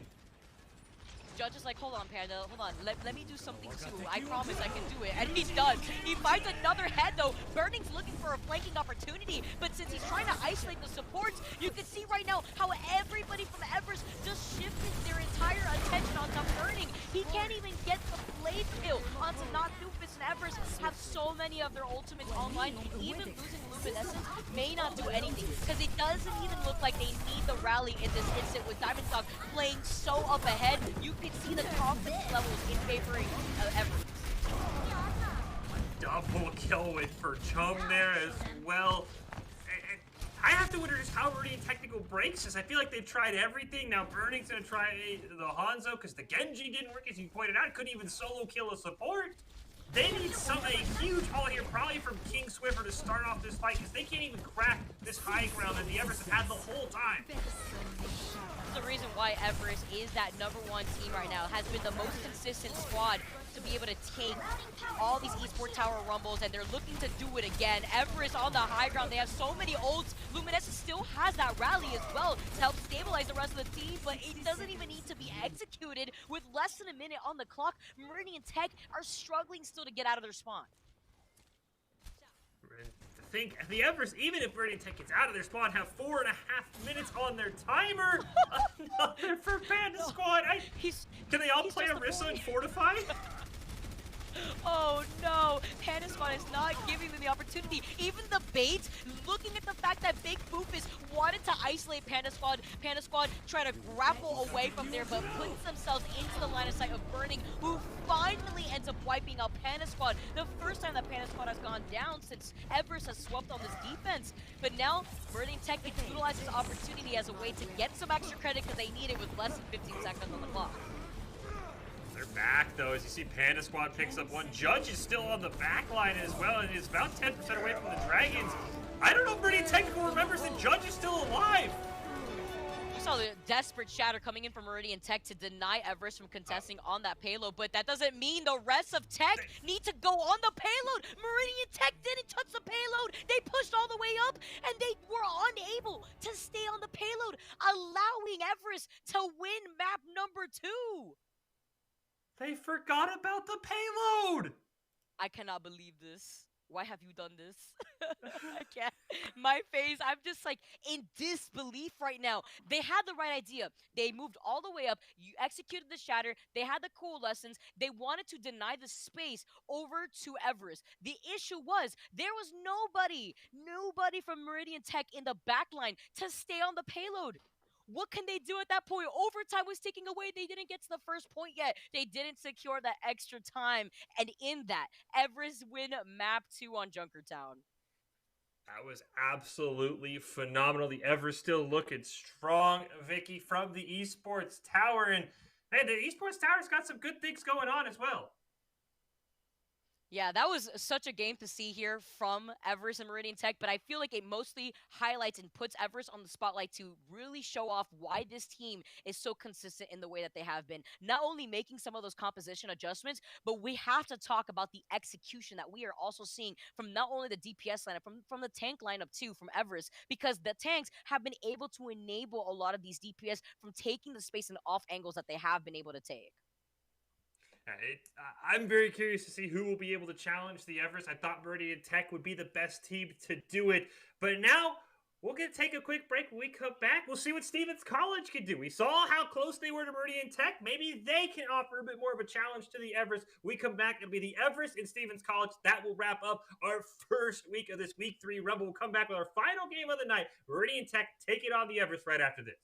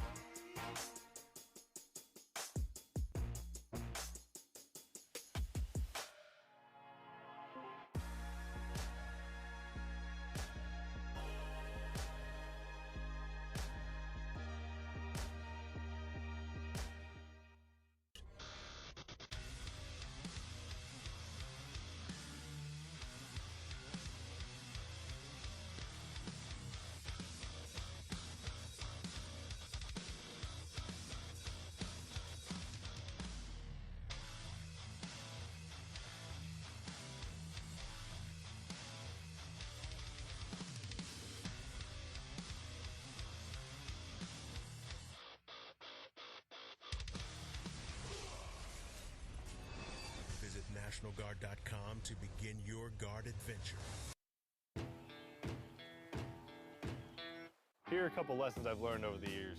Friendships come in all shapes and sizes. And always buckle up. Seatbelts save lives. That's a rule we can all live by.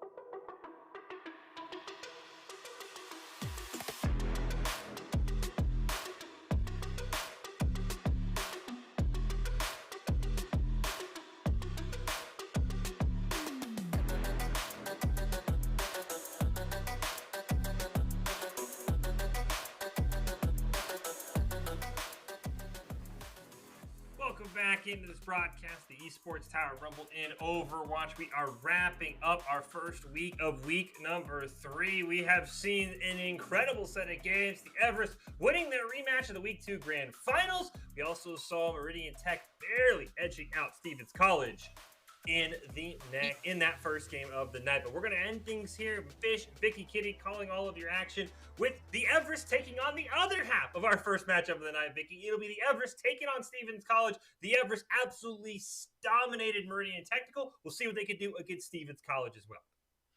Yeah, and with all this talent, I mean, come on, 3 million viewers, 2 million in scholarships. What more do you need to know if you want to get seen and score scholarships? Get in the club. Pick the game you want to play at esportstower.com, because this competition that you're seeing fired up, this is where it all starts here, and it could only go up from here. As a player, you want to make sure you can strive to be the best, because then you could be out here just like teams like Everest is out here. Yeah, the Everest have been putting on a show for the Esports Tower. We haven't even seen the other two teams, Fire Islands and the Monsoons. We'll see them next week on the podcast as we wrap up the group stage. But for now, it's time to get ready to hop into our last game of the night. But before we do that, we'll help out Stevens College because no offense against them, but the Everest are that talented. We got to give you Doc's keys to the game as presented by the Esports Tower. You can score pro advice at esportstower.com because, I mean, you need something, Vicky, to stop the Everest because, I mean, Panda Squad just dominated on Hanzo on attack and then Widow on defense. I mean, it's almost like you just wonder, can we like prevent Panda Squad from playing? Can we just move to Overwatch 2 and take him out of the game, please? Or can we just like play out of the spawn? like Everest just did not let Meridian just get out of the spawn in that entire map. And that's the difficulty when you decide to run. We look at the other side of the coin. You got to see teams play that bunker composition. It didn't really work out for them on the high ground like that. But when you have players like Panda Squad just coming out on the Hanzo, clicking on your heads, what do you do in that situation? I mean, so far in today's competition, it's been a fantastic time to get a taste of all these different talented teams and the ways that they approach these different comps. I am very nervous for Stevens College because when they were successful, Vicky, it became around the Pharah. Pharah is not going to be playable in this matchup. And if the Everest play like they just played against Meridian Technical, especially the way that Panda Squad played on Junkertown, like there you cannot pick Pharah because she will just be sniped out of the sky on repeat. We go to Lijiang Tower as our first map, so maybe there's some flexibility if you can sneak a Pharah in there, depending on the map order for Lijiang. But my goodness, this is my big concern here for Stevens College is how do they counter a comp that absolutely destroys the one comp that they were able to pull off successfully time and time again? I think that's what's going to test out Stevens College and their durability with that comp that they feel so comfortable with. Now that we get to see how they perform on Lijiang Tower, we're going to have to see how that verticality is going to play into those compositions because, you know, there's different keys to the game, and Doc's keys to the game in Overwatch is to never take a fair fight, meaning take fights in unexpected places when they are unprepared, and the tempo is key here because if you don't have that tempo going for these different compositions, this pharmacy comp that we currently have Stevens College running and having so much success on may just get shut down by the way that Everest is playing. Again, improve your game sense, improve your team play, improve your performance under pressure. Get matched with great players and professional coaches to help you rank up. esportstower.com. Let's get into it. We've got Doc's keys. We'll see if Stevens College can pull them off. I don't even know if the Everest need them. We should have made sure we didn't show the Everest those keys because they have been playing lights out. Let's hop into our final series of the night here. The Everest taking on Stevens College. We start on Lijiang, and interestingly enough, it's actually the Everest who have the Pharah, and Stevens College aren't on the Pharah, and they have a little bit of those lineups off with Atomic now on that support role. I wonder here if Everest took some notes off of Stevens College study book here because this is interesting. This is not what I was expecting. We just essentially see the roles reversed here, but with the Symmetra from Panda Squad and the Teleporter, they're going to get set up on that point first. They have the Immortality Field to help with that sustainability, but these turrets are going to be lethal in controlling this middle point for Lijiang. I was wondering if we might get a rollout here from either Luminescence or Atomic, but neither of them pull it off. Bumblebee's those find that Teleporter, and Stevens College, unfortunately, no luck without the Pharah. They just get rolled in that first fight. Oh man, Bumblebee had the Teleporter in their sights. They were able to deny that ability, but because Everest win this first team fight, they have the advantage. They have the turret already set up into place, and it's just going to allow Panda Squad to get another teleport set up. Stevens College doesn't even have the Symmetra anymore, so they can't rely on that Teleporter. Diamond Dog already has the Shatter. Oh no, if Diamond Dog predicts when they come around the corner, this Shatter could be huge. Oh, and he knew that the shield wasn't up. He gets a huge Shatter at that. Everest already starting off so strong, but not before Diamond Dog gets taken out. Unfortunately, not Doofus quick enough with that Immortality Field, but it doesn't even matter. That Shatter just opened everything up for Everest, as we're going to see Luminescence. We didn't see that Luminescence, don't worry, but we're going to have Luminescence reset quickly with the rest of Everest after winning that second team fight against Stevens College. Problem is, besides the Amp Matrix for Rachel, Stevens College they're not above 60% on anything right now. When you look for the Everest, they almost have a Rocket Barrage. They already used the Shatter. The ult advantage tells you all you need to know how this first map has gone. It has been all Everest, and they're looking to do it one more time, this time with a Rocket Barrage. Imagine they have the photon barrier right now too, so they're gonna create so much of that space. They're gonna enable Judge to go in for a flank, to go in for that rocket barrage. You gotta keep your eyes to the skies. If Stevens College can't even get through this white room, look at Judge though in that flanking position. He doesn't even need to utilize the rocket barrage. They're gonna hold on to that because Stevens College gets wiped out in an Everest sandwich that you currently have Panda Squad making for the rest of the team. As you said, they didn't have to use the rocket barrage, so you have rocket barrage, you have the diva bomb if you need to zone anybody off. You're almost to your second shatter of the game for Diamond Dog. This is the last fight, and Stevens College has used one ult all game. They just have not been able to have any ability to get in. Those turrets also putting in so much damage, but the diva bomb coming in from Chum is fun. Everest just do not know when to put their foot on the brakes because Stevens College couldn't even put a toe on the points. They don't even get to flip the point once, and Everest take the first round 0 to 100. I'm curious if Stevens College will maybe try and change something up. I don't know if Atomic on the support was the right call. Again, as you said, though, maybe taking notes, realizing we can't even play the Pharah against this team. It would have been interesting to see the Pharah versus Pharah with Judge and Atomic going at it. But I'm very curious because Mango now on that DPS, it kind of throws me for a loop because I don't know what to expect for Stevens College because we haven't seen this comp so far because, again, this is a new team. I'm curious if maybe they overthought themselves just a little bit. I just feel like right now, the way that Stevens College is trying to approach Everest is also feeling out what type of compositions that Everest feels comfortable playing, and seeing that we are in Legion, the Symmetra just provides so much just flexibility in getting to the point. With these teleporters, you're going to see Everest now teleport onto the high ground. They're going to be able to overlook Stevens College already from the get-go. As you can see, with Mango going down first, there's too much damage output. Even the immortality field from Rachel was denied immediately from Everest. And look at that position that they took off of the high ground. They were able to contest Stevens College while they were at the disadvantage on the low ground.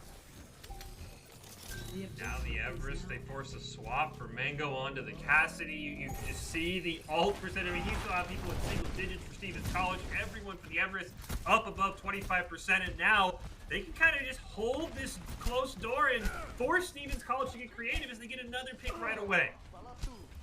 And they're just still claiming heads one by one as Stevens College staggers on. Everest is holding forward, quite literally trying to hug their spawn point here, and they're still fighting these picks. Mango goes down as Judge being on this doofus just punches him against the wall. Diamond Dog try to replicate that, gets a quick little 2K on the support line, and Stevens College need to go back to the drawing board because right now Everest, not only do they have control over the point, but they are still claiming heads with Stevens College while pushing up into their spawn. Another shatter up for Diamond Dog, so you have to take high ground here for Stevens College. You can see the silhouette. That's the only way to neutralize this shatter, but at some point, Vicky, you have to come off the high ground on this map. And I think the Diamond Dog is just going to be waiting for a huge shatter if we even get that close.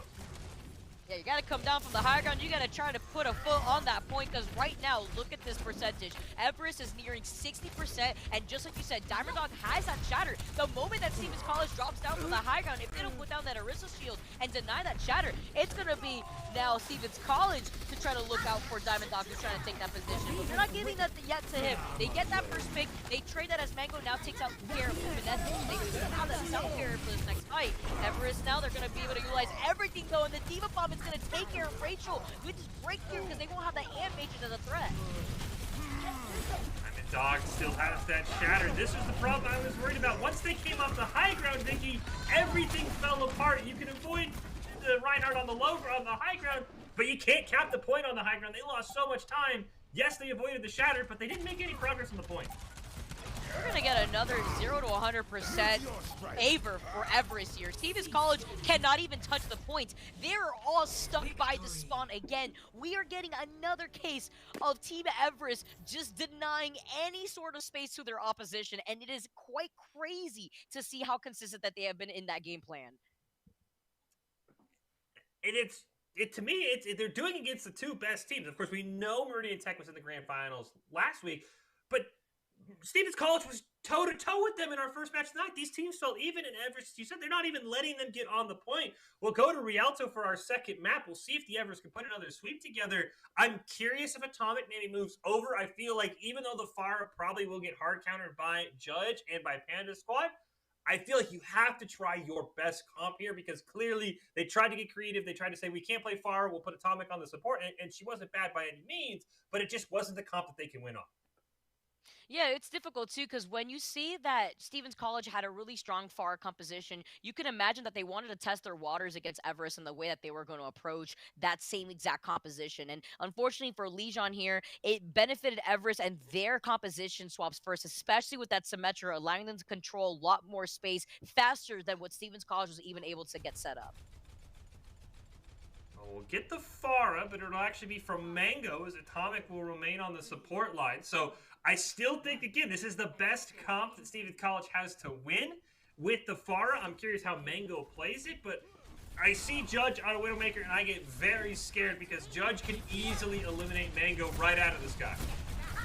Absolutely. We're going to have to see how they're going to try to approach this composition that Stevens College is finally going to be able to pull out here. Rialto does provide much more of that verticality to allow Mango to reset, but you have to look for your backline. You have to make sure that you can help heal for Rachel as Rachel gets taken out, and that's just because Alithia is so busy just trying to contest Diamond Dog, who just gets that pin on her, and she gets taken out so quickly in terms of that health pool that she originally had, and now Panda Squad, being on this Tracer, is going to be able to take these flanking angles to deny Stevens College to essentially sandwich them in the way that we're currently seeing them do right now. And the flank is the other thing. Outside the Bastion, that Stevens College had some issues with against Meridian Tech Blue with some great flanks. Not by a Tracer, but by some less mobile heroes. And now there's a Tracer involved? Oh man, you gotta watch out. As you said, they're just busy trying to cover 8 different angles all at the same time. It's so scary too, and even though Stevens College seemed to feel a little bit more comfortable out of the gates, look at the way that Everest is playing this. Judge being on this Widow and having so much available to you in your sightlines is going to be so scary as they round this next corner. Judge also gets to just establish high ground early. They have pushed Stevens College all the way back. Now they're just going to get a farm damage. The infrared sight should probably be up for this next fight. This is exactly how the Everest wanted to draw this up. Oh no! Panda Squad with the blink forward and the pulse bomb. He knew the res was going to come out too. He tries to deny the res from Rachel, so Rachel gets to see another day. Panda Squad gets hit with the anti and no recall coming in from Panda, so they get taken out by Atomic, who is now on the honor this time around. Everest though, they might finally see themselves weakening here. Stevens College to control this high ground. It's going to be lethal, but not Doofus with this immortality field still has been able to survive. He just kited them up and down on the high ground. That was a great play, and now everyone's back here. You got to watch out for Diamond Dog's Shatter. There's not a great way to stop it if you're the Everest, or if you're Stevens College. And the Shatter does come down. Atomic gets caught in the middle of it, but Atomic gets to survive after that Valk. But before that, Atomic gets taken out at the very end when you have Luminescence in their sights. Everest now still controlling his high ground. Nobody's stopped Doofus yet, too, and he's about to build up this Ant Matrix. Stevens College did hold back Everest for slightly right by that corner, but not before you see Everest is completely restabilizing this next corner. Doofus playing like basically a third DPS here. He has having to heal his team at all, but he's just pumping out damage right now on this Baptiste. It's just, again, just holding forward. He's essentially providing some of that support DPS for Panda Squad, who's going to release another pulse bomb. Not going to find anybody this time, but these ult charges, you have the sound barrier. Luminescence is going to be able to utilize that for this next push from Everest. It's a great flank with the Deadeye. See if Mango could get anybody with it, but nobody was in his line of sight except for Luminescence, the most important member from Everest to hold on to that sound barrier for this next approach. Now that Luminescence gets taken out, Stevens College have a lot more time to restabilize now, control up ahead to control some of that space that Everest has been able to buy in for themselves because they want to use that sound barrier to approach this payload.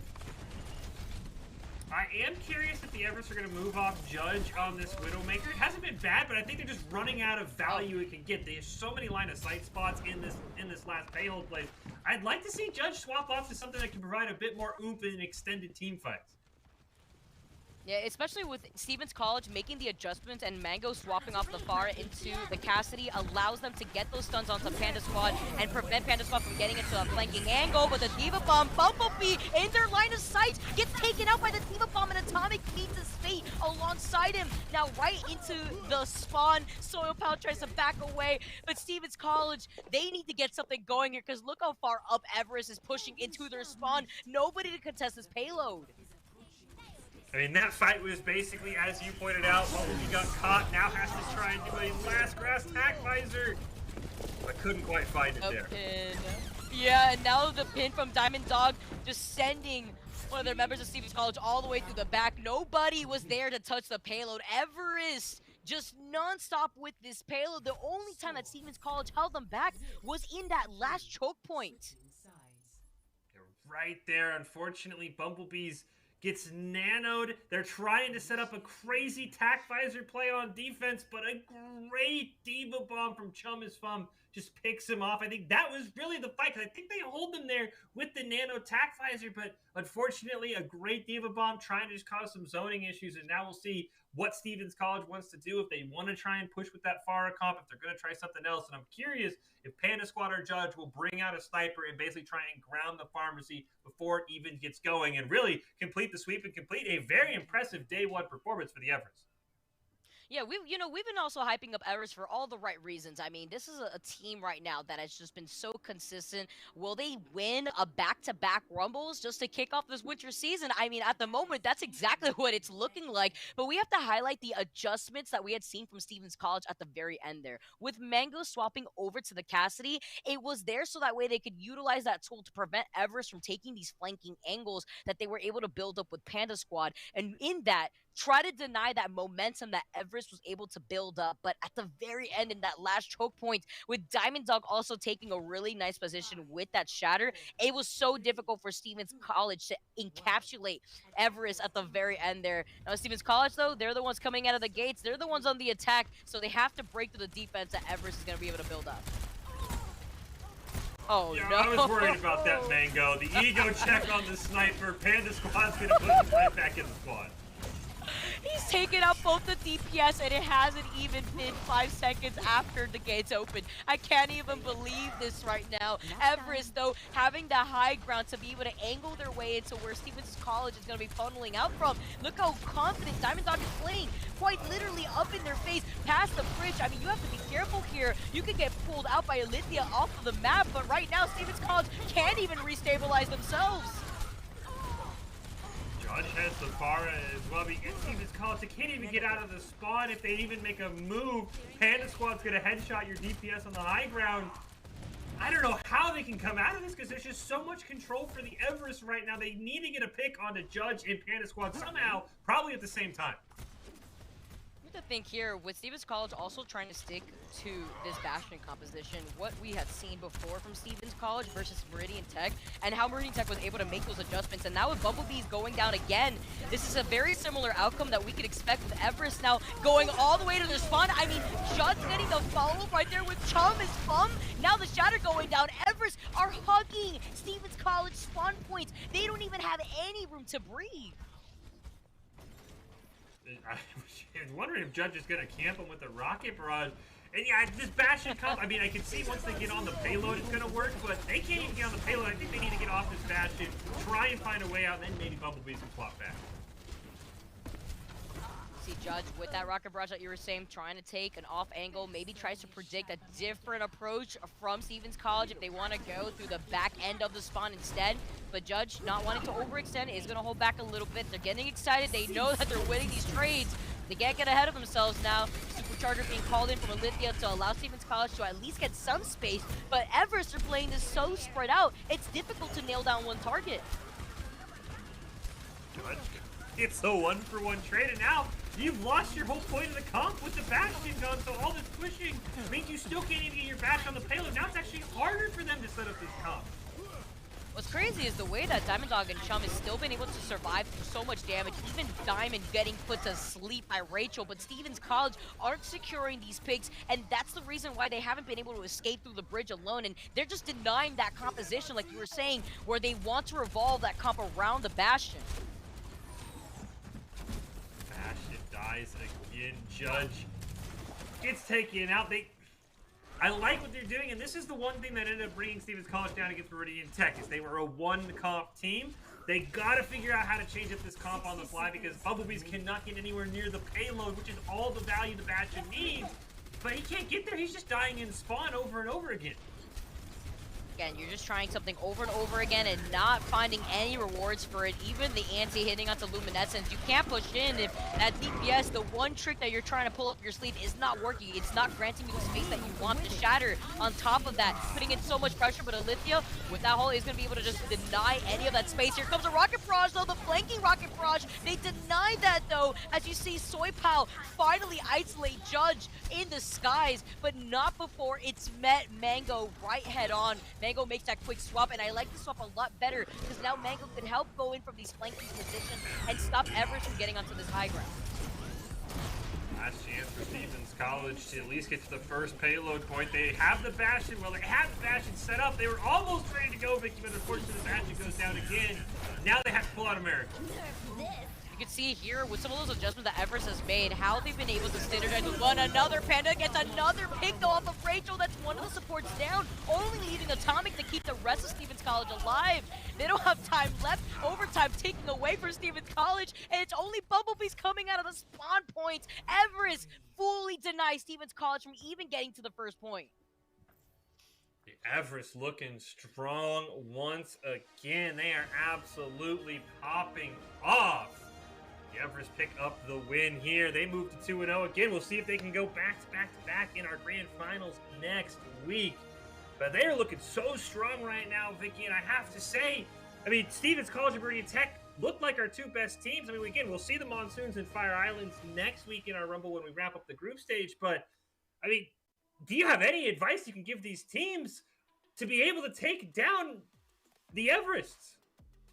The giants that are the Everest, I mean, isolating a lot of those heavy hitters like Panda Squad could be a good start because you're taking out the foundation from what Everest is really building up on. But I really like the adjustments that Everest have had because even in those situations, you could see the way that Everest is approaching each new matchup differently. Even with Stevens College coming out of the gates with a Far on their own, with even the Symmetra, depending on the maps that we were going to go to first. I love the way they played Legion, but a lot of the strength from Everest lies in the way that they open up a lot of these games. They gain that momentum quickly and they try to stay with that momentum. And I feel like a lot of their opposition fails to try to take some of that control back. So maybe trying to break that foundation could be a good start in trying to dethrone Everest. Well, as we wrap up our first week here in our Overwatch Rumble, we do have our Idaho Central Credit Union player of the game to give away, Vicky. I think there's some very deserving candidates from the players we saw today. Who do you think is the ICCU player of the game, in your opinion? I gotta say, Panda Squad, absolutely. With the way that Panda Squad was able to put in so much work. Of course, we saw the synergy from the rest of the team enabling Panda Squad, but landing those shots, shot after shot, especially in that series against Meridian Tech, where we saw them on Junkertown, we have to highlight this player as being a mainstay here. Yeah, I thought Panda Squad, and I mean, they didn't get the win, but I have to say that first map, that first series we had between Stevens College and Meridian Technical, I got to shout out Atomic because Atomic really put Stevens College on the map. And I mean, really, it was Atomic and everybody else. And they had some great backup from Mango and Rachel, who were kind of alternating in the Mercy part of the pharmacy. But I think you're right. Panda Squad deserves it, but I can't go without giving a shout out to Atomic because they were so impressive. And they made Stevens College look like a much better team in that first series than when they were moved to the support role. And I think it was for good reason because the Everest would have denied everything they wanted to do on the far end. It probably would have ruined the good taste I had in my mouth. But I thought they were so impressive. We'll have to see if who we pick is the correct choice. But I have to say, you're right. Panda Squad, they put on a clinic on how to basically 1v6 as a Hanzo towards the end of Junkertown. Yeah, that was really fantastic too. Just the way that they were able to play, but also looking at the way that first went down, that first series with Stevens College just put in so much work. And speaking of that first series, it'll actually be Soup who's the player of the game. And I will say, Soup was the driving force behind getting Meridian Technical into this series, right? They had so many great Deadeyes. They didn't even win control with all of his great Deadeyes, but I thought Soup really started getting this team on the map, and then once Soup was established, Burning and Big Boofus could kind of come around and help the team. But I will say, Soup was incredibly impressive for Meridian Technical in their first series in particular. And what was super important coming in from Soup was the adjustment that they made out of the gates when they saw that Stevens College composition really did revolve around the Pharah. The quick swap over to the McCree, even after losing that first fight, was so important because it goes back towards what we were talking about before, that Everest has such a big strength in, and it's building up that early game momentum. So Meridian now are able to do exactly the same thing, but to Stevens College in that first series. Player of the game brought to you by Idaho Central Credit Union. He believes a great player makes a team more successful, just like Idaho Central's helping members achieve financial success. Soup is your Idaho Central Credit Union player of the game for tonight's part of the Rumble. Well, congratulations to all of our teams on a very exciting first night of our Week 3 Rumble. The Everest looking strong as ever, but this new team, our Stevens College team, they are looking really good. They forced Meridian Technical to the brink. And then they ran into the buzzsaw that is the Everest, and you have to wonder if anyone can slow them down. Who will advance to the grand finals next week? Make sure you join us February 22nd for our thrilling Week 3 Rumble conclusion at 6 p.m. EST right here on the Boise State Twitch channel. We'll close out with the top 5 presented by the Idaho Army National Guard, who invites you to take your impressive critical thinking skills into real time. More than 10 jobs offering you a $20,000 bonus and career choice paid for. The Idaho Army National Guard is one of the best teams out here. Here are your top 5, and we'll see you next week to crown a grand finals champion.